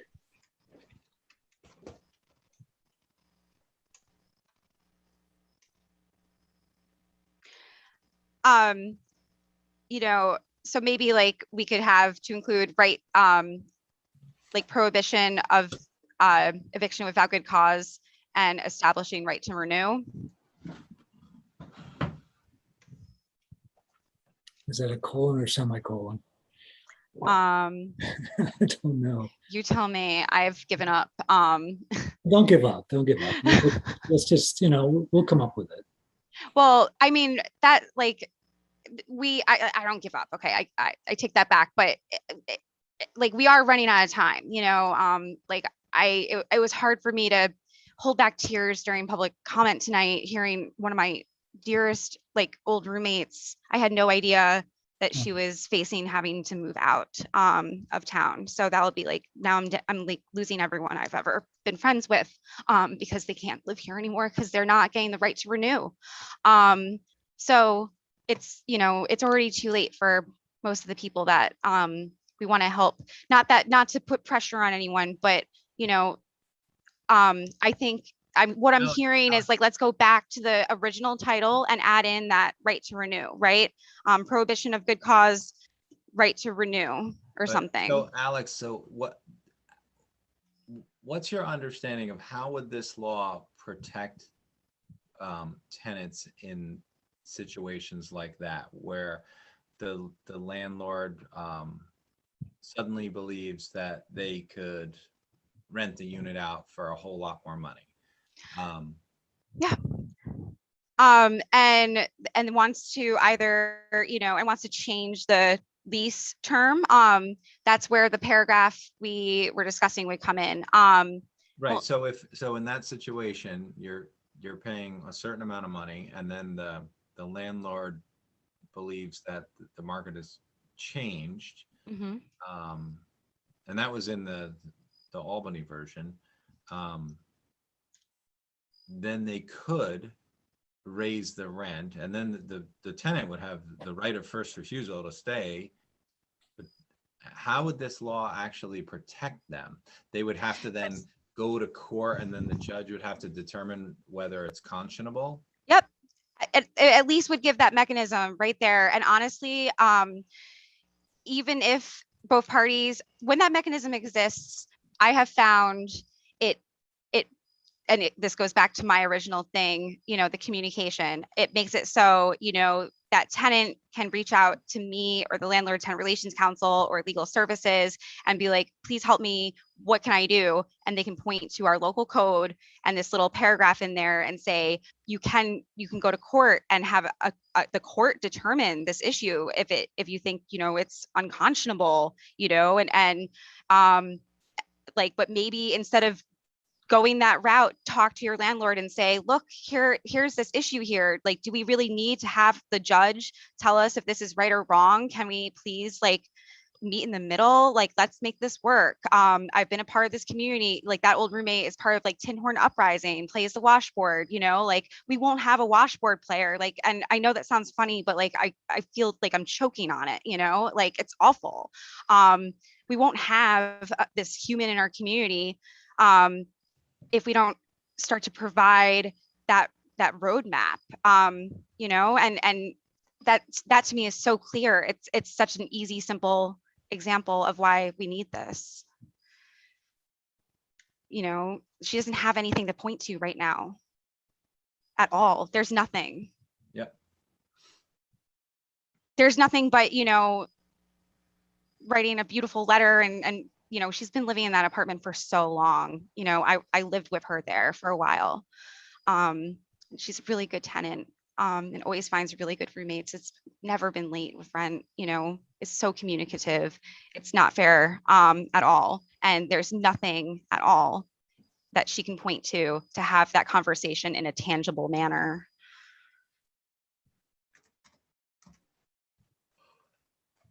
So looking at our calendars, we could do a workshop on Wednesday, the 29th, because we already have that blocked off as a potential day to do things like host workshops. Are you around, Alex? Yeah, I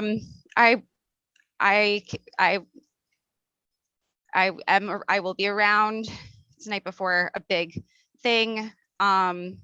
But I am no stranger to all-nighters these days, so let's do it.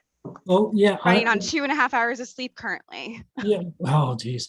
Why don't we start at 5 though, earlier in the day?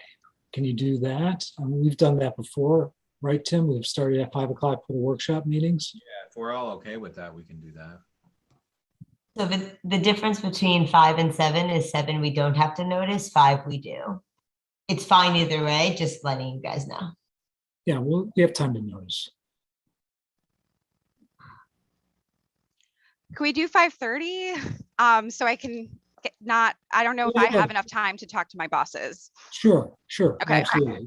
We don't have to decide tonight, we'll decide tomorrow, just let us know. Like 5:30 would be fine with me on that day. Okay. As long as we make sure we don't forget to also make clear that we did set the public hearing at the last meeting and we want to continue it. Yeah, sure. Okay. So Alex, question. So we've got a draft here with lots of suggestions, lots of edits. For a workshop meeting, what should we be looking at? All those edits, all those suggestions, the way it's being presented now, because it's a little bit of like a doodle bug. You know what a doodle bug is? No. A doodle bug is back during the World War II, I believe, because people didn't have enough parts for cars, they would use anything that they had. So they'd use, I don't know, tin cans, a mix of tires and whatnot to put together a vehicle that could get them down the road. And this sort of strikes me as a little bit of a doodle bug, which, because there's a lot of parts in there that don't seem to match up linguistically and in terms of logic flow and what have you. It's just a little rough. So what should we be looking at for our workshop next week? We should be looking at like every suggested edit that I have made has been something that we either discussed at the table or that was the version that has been presented for the public hearings this whole time. Like the idea is that the draft is as if we accepted all those changes that show up for me in green. And then a few like Tim's petitioner one and like removing that. Not removing that. No, I did that. Changed plaintiff to petitioner in one section. So would it be useful to make a copy and then in that copy accept all the changes and then have everyone view that? Yeah, I that's think what I've been doing for myself, just to make it easy to read, because Yeah, but let's do that in the workshop, not beforehand. Yeah. Right. That's what I'm saying. Yeah, just so we have it maybe before, then have version B, version C, whatever, with all the input we've received, which has been vast and very appreciative. Appreciate it. Great. So what else can I address though? Because it's like at this point, it's like, oh, sure. I got it. What can I do? Like, what else do I need to do homework on and do research on and get more case law than I've ever seen anyone present on any law ever in this state? Yeah, there's no question. You've done an incredible amount of work, Alex. Just some clarification. Is it 4 units or less that this applies to, or is it less than 4 units? Sometimes that I would advocate for 4 or less. I know Hudson did 5 or less. The conversation we had. What section is that in, Bill? Just so I can read Yeah, it. Applicability. 129.16. So yeah, so the history of that is that was a suggested edit made at the table after I, thanks to Matt Eiler, understood why Albany had 4. It's a common threshold with less than 4 units. Should it be 4 and less to actually address that spirit? City of Albany's law is owner occupied premises with less than 4 units. The reason I had originally gone with 2 is because I was just, trying to parse out every scenario I could think of, and spoke with Stephen on Landlord-Tenant Relations Council and some former members of Landlord-Tenant Relations Council also, and had come up with that. Bill's just asking if it says less than 4 units, that's 3 units. Right. So should it be instead, like, what do you guys think? Should it be 4 or less? I'm saying 4 or less. That's my suggestion. That's my vote. I'm going to add that suggestion. Thank you. Whoop.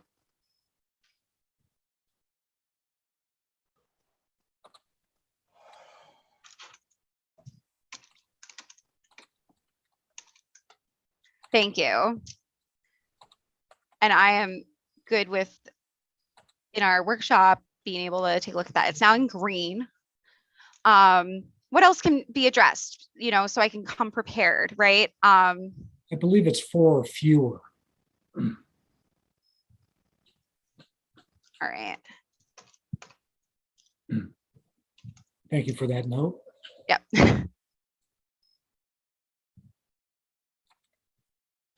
I think the other challenging topic was, so if you're having an issue that's being deliberated on, can you collect rent in other units?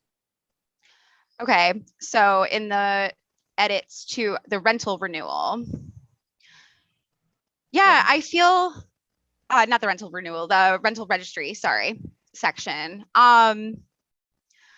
Okay, did we not address that well at the last meeting? Because that was kind of what we talked about for most of the meeting. How can we better address that question? I don't think we talked about that at the last meeting. Oh, or maybe I simply just have addressed it in so many other documents. That might be it. Hang on.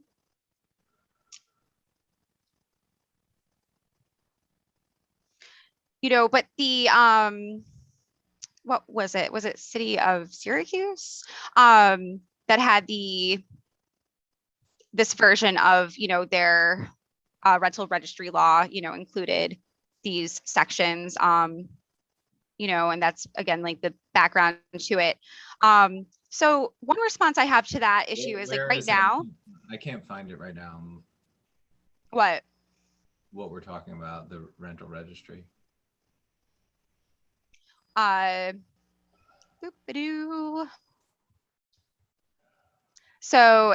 129.14 and 129.15. So 129.14 is collection of rents. Let me pull up these other notes.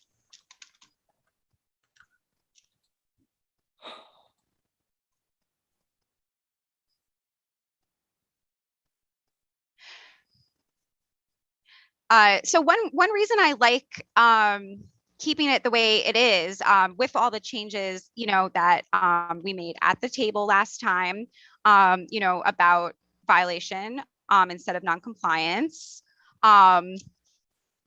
because it reflects a law that already exists elsewhere in our state, that's been on the books for a while in a different municipality, but and works within our current rental registry.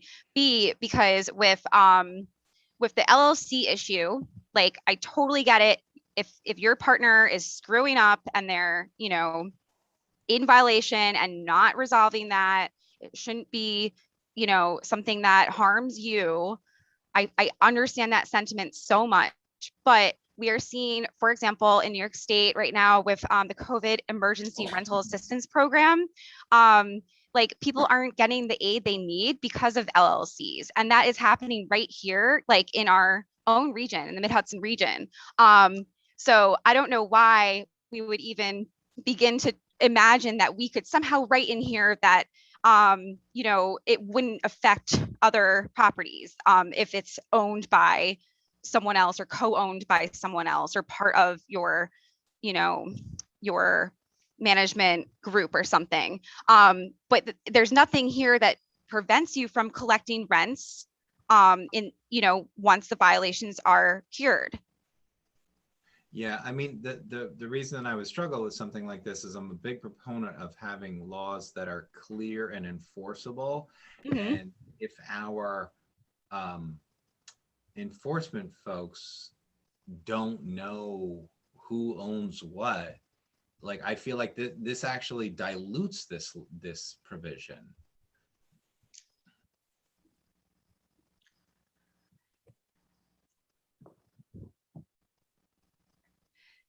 So maybe this is just something we should be discussing in the workshop.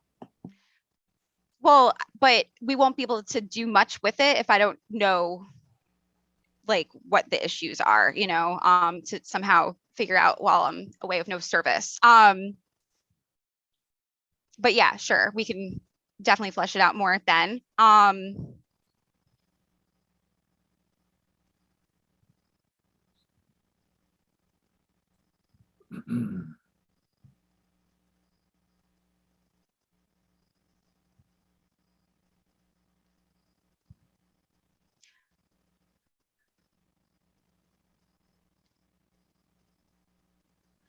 You know, where exactly is the sentence that we're discussing?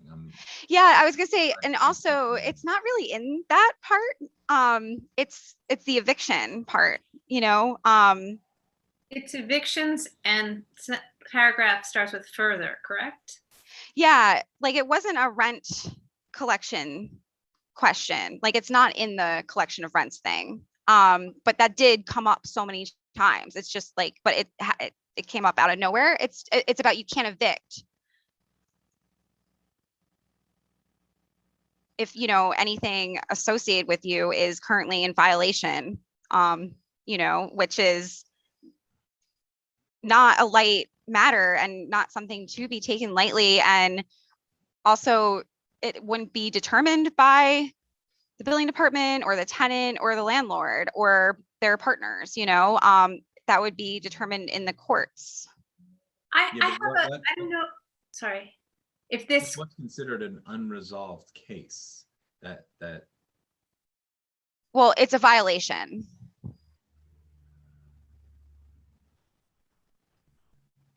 So to better address that, then maybe that's why the workshop thing is, but good, because you need to have the code where this, you know, 15 and 14, 15 like adds on like to our current code. It's part of the rental registry law.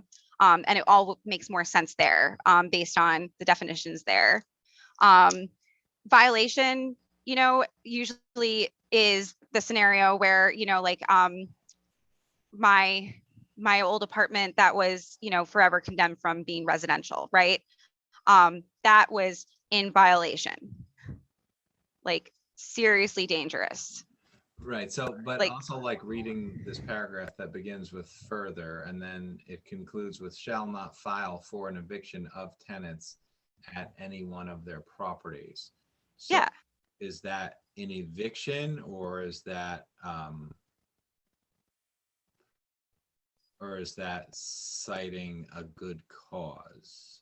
This is, so no, this section is the update to our rental registry law that needs to happen at the same time as good cause, if that makes sense, right? Otherwise, we're not, otherwise our rental registry is not caught up. I don't understand how that.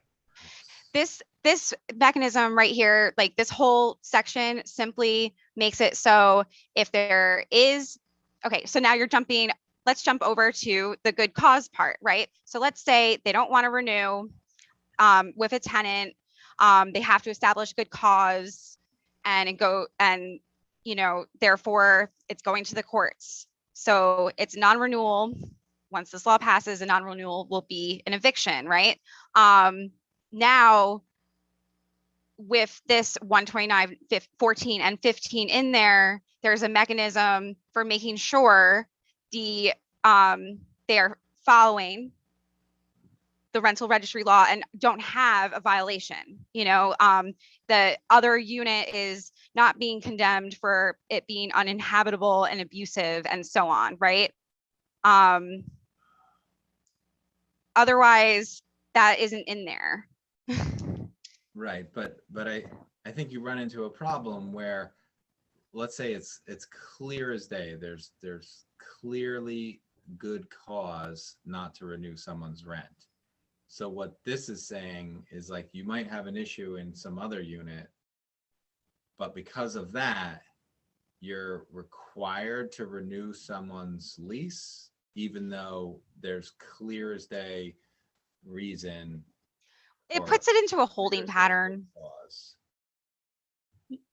I just don't. It means you have to resolve, you know, your violation. You can't be like in violation as, you know, quote unquote housing provider.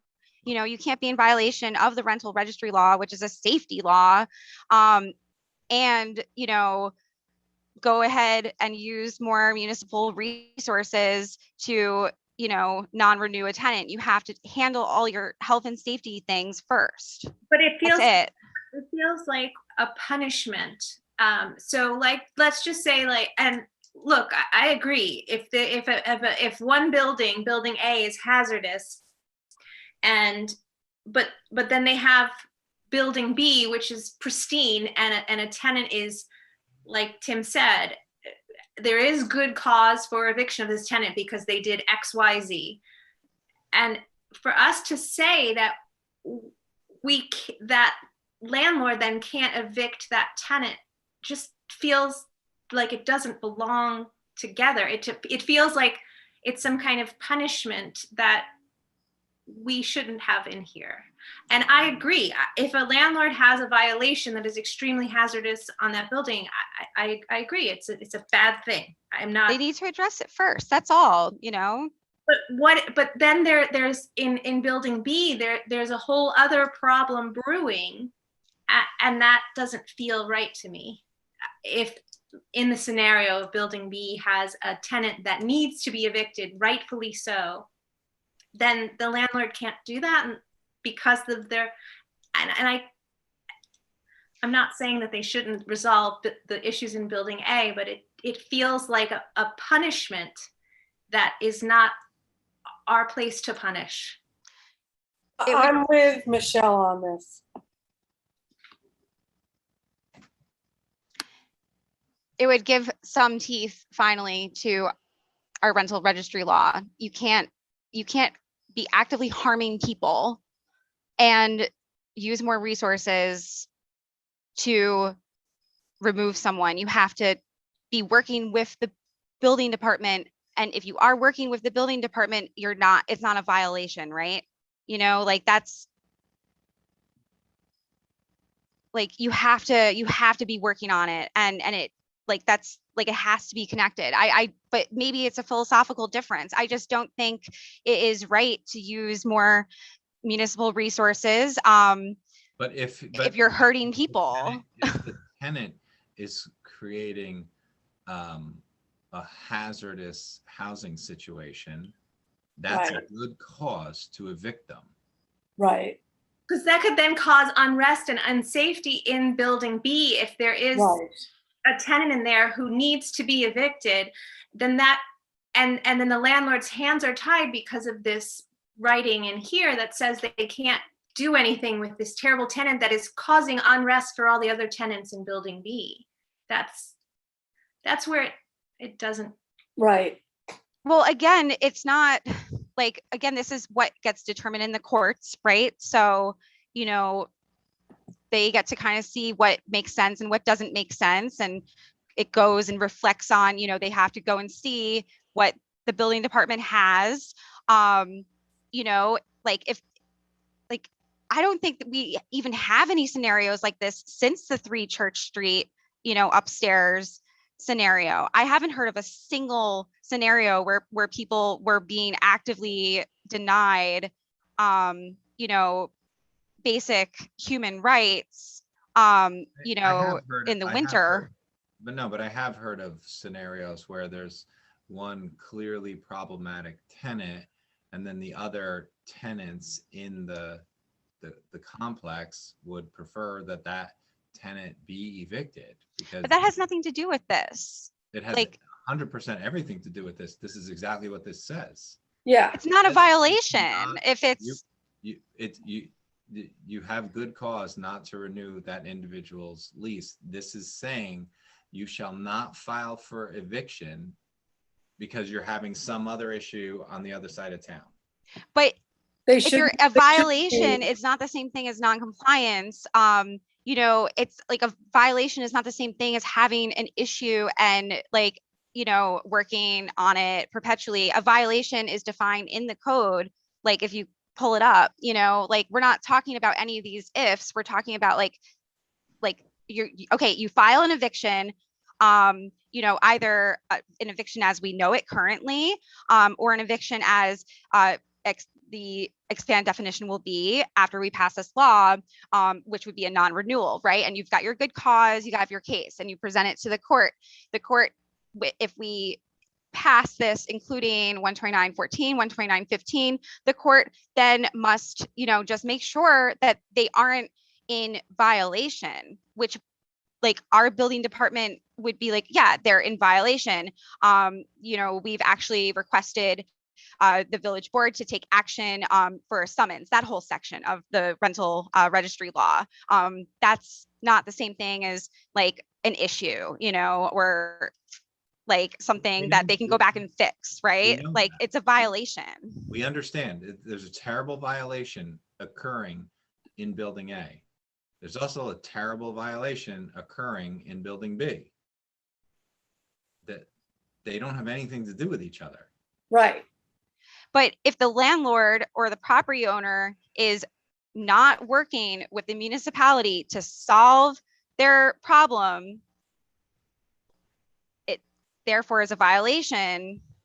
They need to handle that before anything else gets handled. That's it, and it would finally give us some teeth, and then it would make it so also, I'm trying to find this response I sent to this exact question that was much more well worded, and I think it's essential, like, to be done with good cause, because otherwise it's kind of a gap that exists basically in our code. It is anyway, but then once we pass, the good cause eviction, there just is nothing there that looks at violations, and that would not make sense to be added to some new chapter of housing 129. It needs to be, it's added on to the end of our rental registry. It's a gap. So it's punishment, it's teeth. It's not punishment because you aren't necessarily stuck in perpetuity. You just need to deal with your violation or prove that you have been working with the building department and you're not like refusing to fix this like serious danger thing.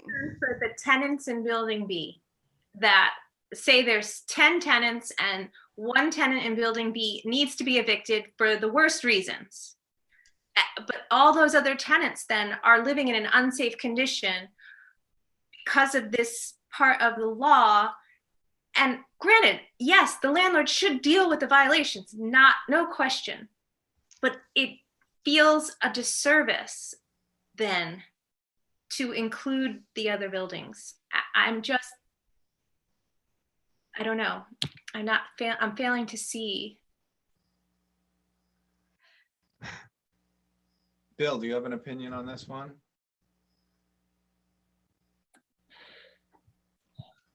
No, not at the moment.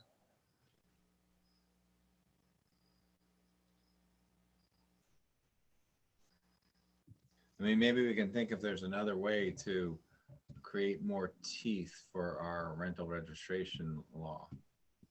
Yeah, I mean, I would say that without endangering the potential of other tenants in other buildings.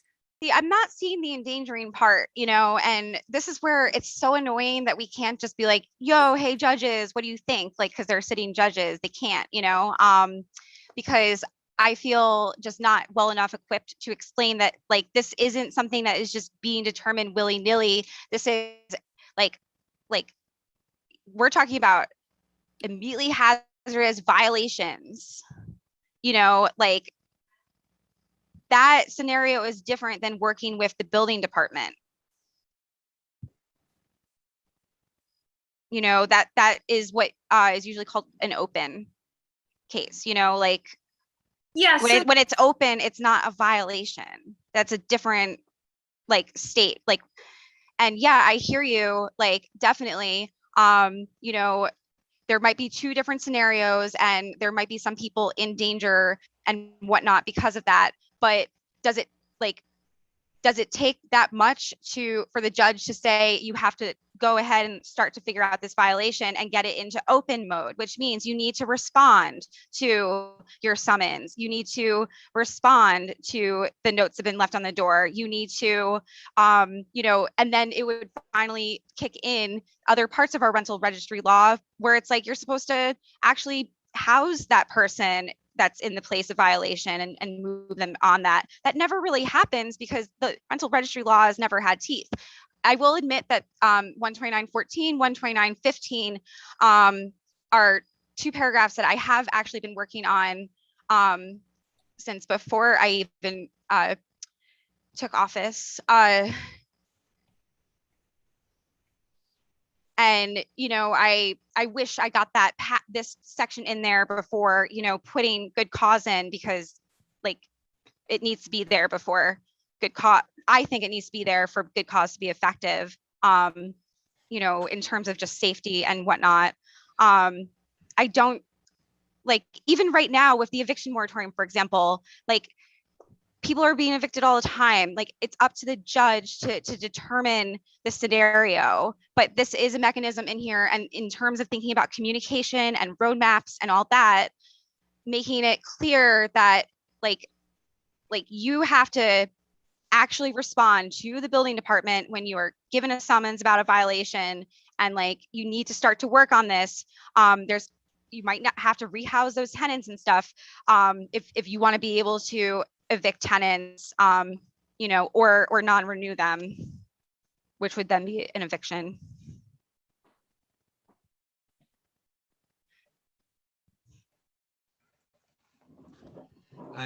I still think they're two different things. I mean, I can regularly think of, or I can easily think of major construction code violations where a property owner has done something that I would believe is a major construction code violation, and they're tied up in court. It's unresolved. There's gamesmanship with attorneys and all the rest going on, because this is how these things work. These things take forever to resolve. And I could feel strongly that there is a major construction code violation there.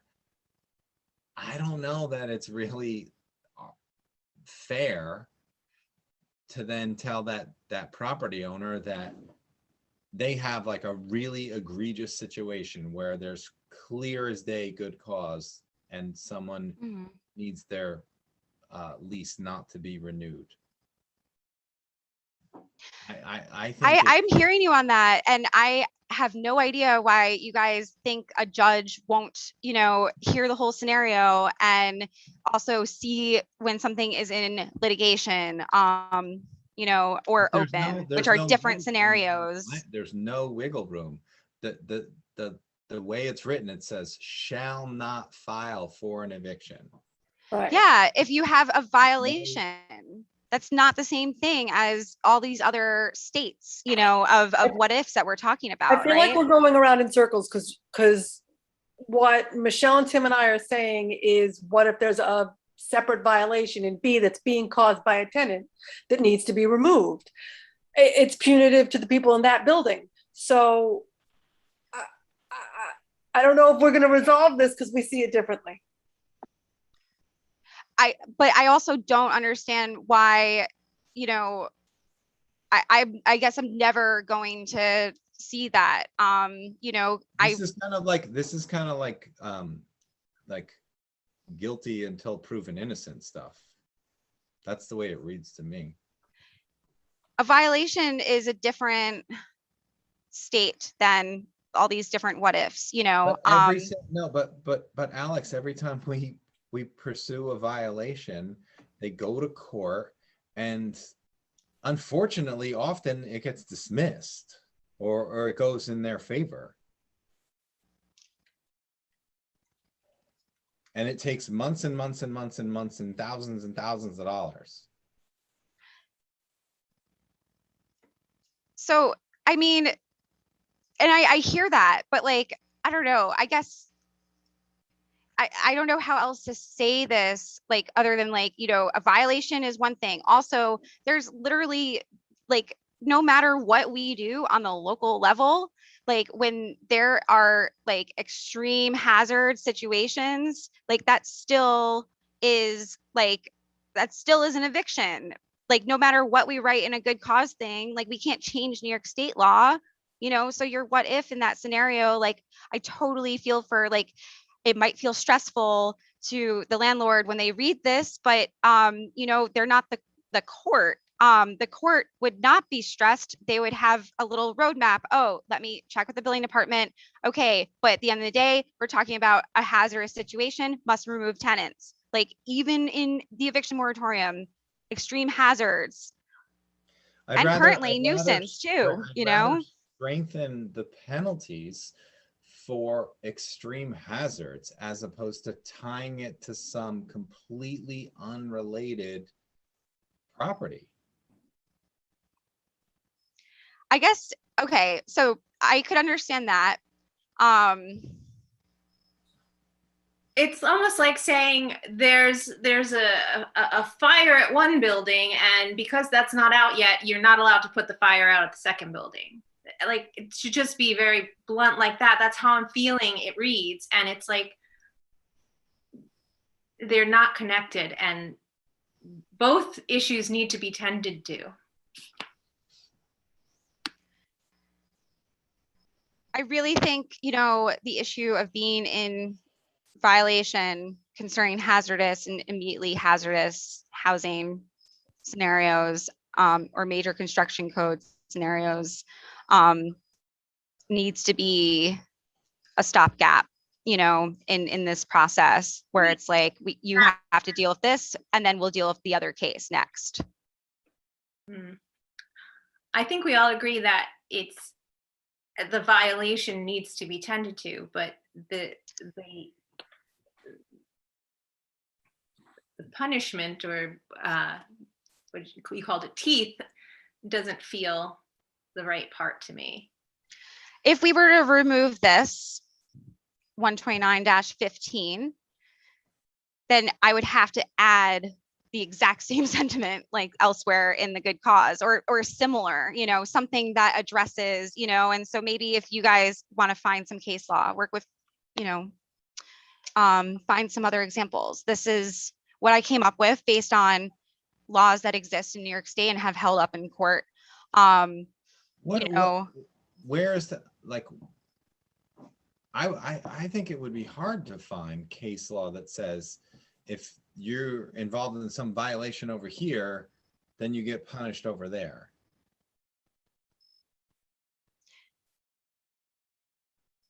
Like what, where I guess is also I'm just not seeing it as punishment though. Also, it's like which resources are like, do you get to, you know, like use? Like what resources are you allowed to use and what kind of, you know, harm are you allowed to cause while, you know, like how much harm can we permit? Like, I don't know. Harm on harm. And I don't, it's like harm on harm is never a good thing. You know, it's like, I don't see this as causing harm though, because it's not saying you can't ever evict them. It's saying you have to deal with that stuff first. That's it. no, it's, but what But if you're there's creating a harm. situation happening there that needs to be tended to immediately? In that case, that's where state law kicks in. Tim said it could take time. And then you That's have where state law comes in. The immediately hazardous type scenarios, like that's not, you know, that's not something we're addressing in terms of, you know, we're not changing all eviction law at all. We're adding a little bit of teeth to our rental registry that will in turn make it so in terms of the good cause new section, that the, you know, the new section of chapter 129, it makes it so that, you know, the issue of, you know, having to check with the building department and make sure we're not talking about, you know, an instance of a lot of violations. If you have case law that suggests this will fly, Yeah. I would like to see that. You know, Sure, I'll look back to 2019 when I Sure. sent a bunch of stuff over. it sort of reminds me a little bit of double jeopardy laws, where you can't be prosecuted for two crimes separately. I think what you're thinking is the part of the Constitution where you can't be like where a criminal charge. Okay, like with our noise ordinance, for example, where I believe it violates the U.S. Constitution, and we'll work on that another time, next meeting. Where it's similar to double jeopardy. What's the word? But it's like you have to have the crime associated with you. It can't just be associated with like a location, right? But currently in the United States, corporations are considered people. So that's where that's addressed. You're not being hurt doubly. It's not saying you can't ever go back and, collect rents. You can't ever go ahead and continue that eviction summary proceeding. You just need to, be addressing the violation, literally like, oh, it's in litigation. Oh, the status has changed to open, or, that's really it. You're not being hurt twice. But yeah, I will make sure I have more information on this for you all for the workshop meeting, because I already have all that under my belt. I did that research. So it's 10 minutes to 10.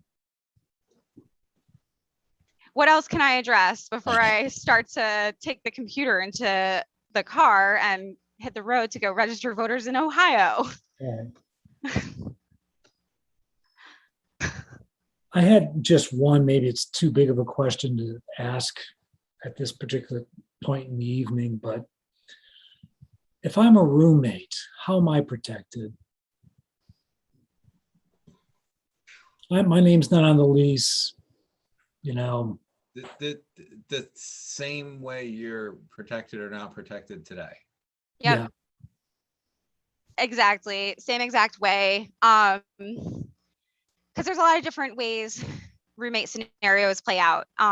So on one side, and this is, where the actually I can do this real quick. The applicability with the, owner occupied premises.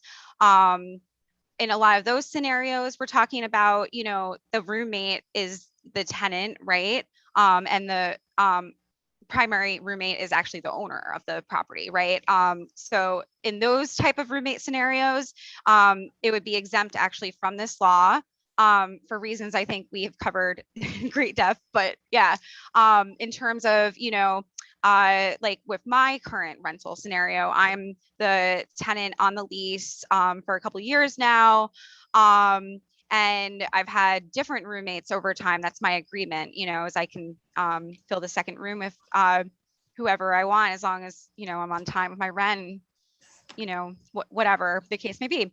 And what rights would my roommate have? No different than right now, so, right, like my lease has in it, that primary tenant can have the roommate and split up the rent however we want and so on. But of course that would be different for maybe someone down the street. There's a lot of different roommate scenarios. And this would just be no different than that question that's come up a whole lot also about, what if you kind of are renting out by the room, not by the room, but you have like a whole group and someone want to renew, some don't. It would be no different than, how it's currently dealt with in terms of, let's say one has to dip on the lease, because mom is sick and they have to, move back to Ohio or something. There's so many different scenarios of roommates, but none of that would change, if that makes sense. We're talking about the lease renewal part, and that's the lease being renewed, whatever that lease may be. Yeah. Okay. I know it's tough because we all have like different, ideas, like of like, what about this? Like, or, oh God, like, what about, this other scenario I heard about and so on. And just, there's no law that would ever be able to address all those what ifs. And also we wouldn't want that, because that's kind of one of the cool things about, I don't know, being a renter in the Hudson Valley, honestly, is that like, no two scenarios, especially here in the village of New Paltz, are alike, but if we can give everyone, these rights, it is a step in the right direction, right? Yeah, I think the way to think about it is it's about renewing a lease, whether the lease has one person's name on it or a few different people's names on it. It's about that lease. Yep.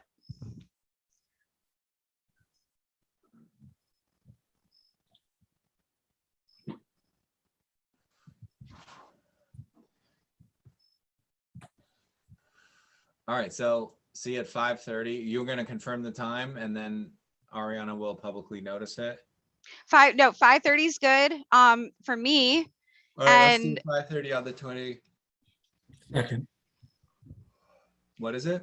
No, the 29th. The 29th. Okay. No, today's. And then do we need to re-vote to set the hearing again because it wasn't noticed, or I don't know the legality of that. How do you want to handle that, Ari? So for the public hearing, you would just need to set a new public hearing. Motion to reopen. It'd be October 13th at 7 p.m. That's my motion. Second. All in favor? Aye. Aye.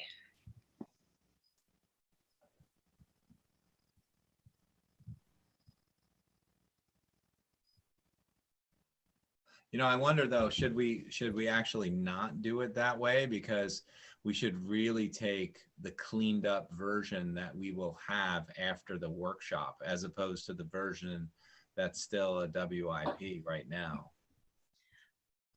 I mean, the version at the workshop, as far as I can tell, is going to be the version we've been dealing with. It's just without the old copy below lines, if that makes sense, No,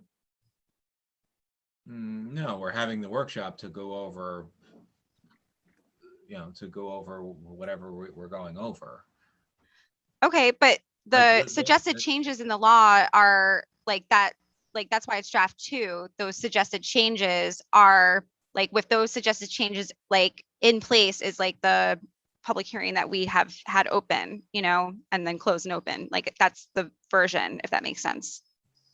Right, but the idea of the workshop is that we're going to massage and have an updated version of this draft. So we're gonna, at that workshop meeting, because it is a publicly noticed meeting, we can set a public hearing then based on that version as opposed to tonight's version. That's what I'm suggesting. That makes sense. Okay. Is that enough time? What do you mean? It's because it's isn't it just 1 week, or? No. I don't know.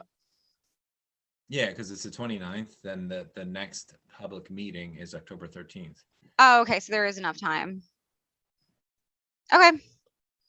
But I think it also speaks to why we're doing a workshop. We want to, massage language, get it as close to final draft as possible. Right. Yeah. I mean, the spirit of it isn't going to change, but I'm picking up what you're putting down. Yeah, the spirit is definitely not going to change. But that was our whole concern all along for closing the public hearing. We want to be super careful that the public hearing is for the version that we eventually adopt. Right. To an earlier draft.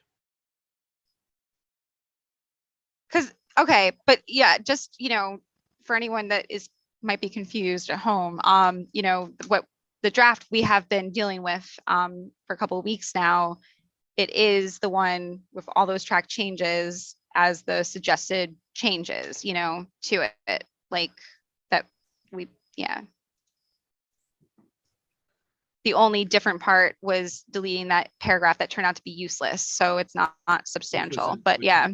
Which was an enormously material change. Really? Yes. Okay. I don't know. I should go to law school and learn what material is anyway. I mean, in my opinion, that I was uncomfortable with the law the way it was written. I'm much more comfortable with the update. Well, I agree. I agree. We're moving it forward, Alex, and it's much more clear, I think, to not only to the village board here, but I think to people who are tuning in to listen to these discussions. Yeah, and we want this. I mean, that's what we've said all along. The goal for a law like this is that it's basically a document that tenants can wrap their heads around. Like, it's like, these are my rights, as opposed to, you know, confusing legalese for like, I don't understand what this means. You know, I think that really has to be our goal, is that we can hand it to almost anyone. They can read it and be like, cool, this is, you know, how this works. Right. And that's usually what the, you know, I guess if everyone wanted to take closer looks in the meantime at, you know, justification and whatnot, that's usually what that part is, and any summary, you know, starting to flesh that out. Because, well, yes, I think we should translate legalese, like have legalese and then have the translation in the same sentence, sure, to make it as accessible as possible. We can't like make it completely a new set of language, if that makes sense. It has to make sense in the courts. All this stuff gets decided in the courts. We can do both. We can have it make sense in the courts, and we can make it accessible to regular people. I think that's how we empower tenants and landlords and create guidelines and encourage, you know, a communicative relationship. That should be the goal. Otherwise, absolutely. Otherwise, we're just protecting the lawyer class. Very true. But yeah, I mean, to that end, I do want to just throw it out there for you all. I know it's getting late, but one thing I've really liked seeing some municipalities who've been passing similar laws doing is having, you know, just the layperson's bullet point version. And that's what, you know, is shared, you know, alongside the link to the actual law, you know, because you still need to have the courts understand their commands and directions and whatnot. I'm happy to, you know, make that once we have our final product, have the translated version. Okay, so Ari, we did not set a public hearing for the 13th because we don't have the September 29th draft, which we will have next week. Okay, motion to move bills and claims. Second. All in favor? Aye. How was the planning board meeting yesterday? I had another conflict, Mr. Mayor. Sorry about that. I'd read the minutes, but I don't do a disservice to our planning board and what they did yesterday. So I'm going to pass. Okay, ZBA. Stana had to leave. Yes, okay, so I don't think we have anything else now, so we can motion to adjourn. Second. All in favor? Aye.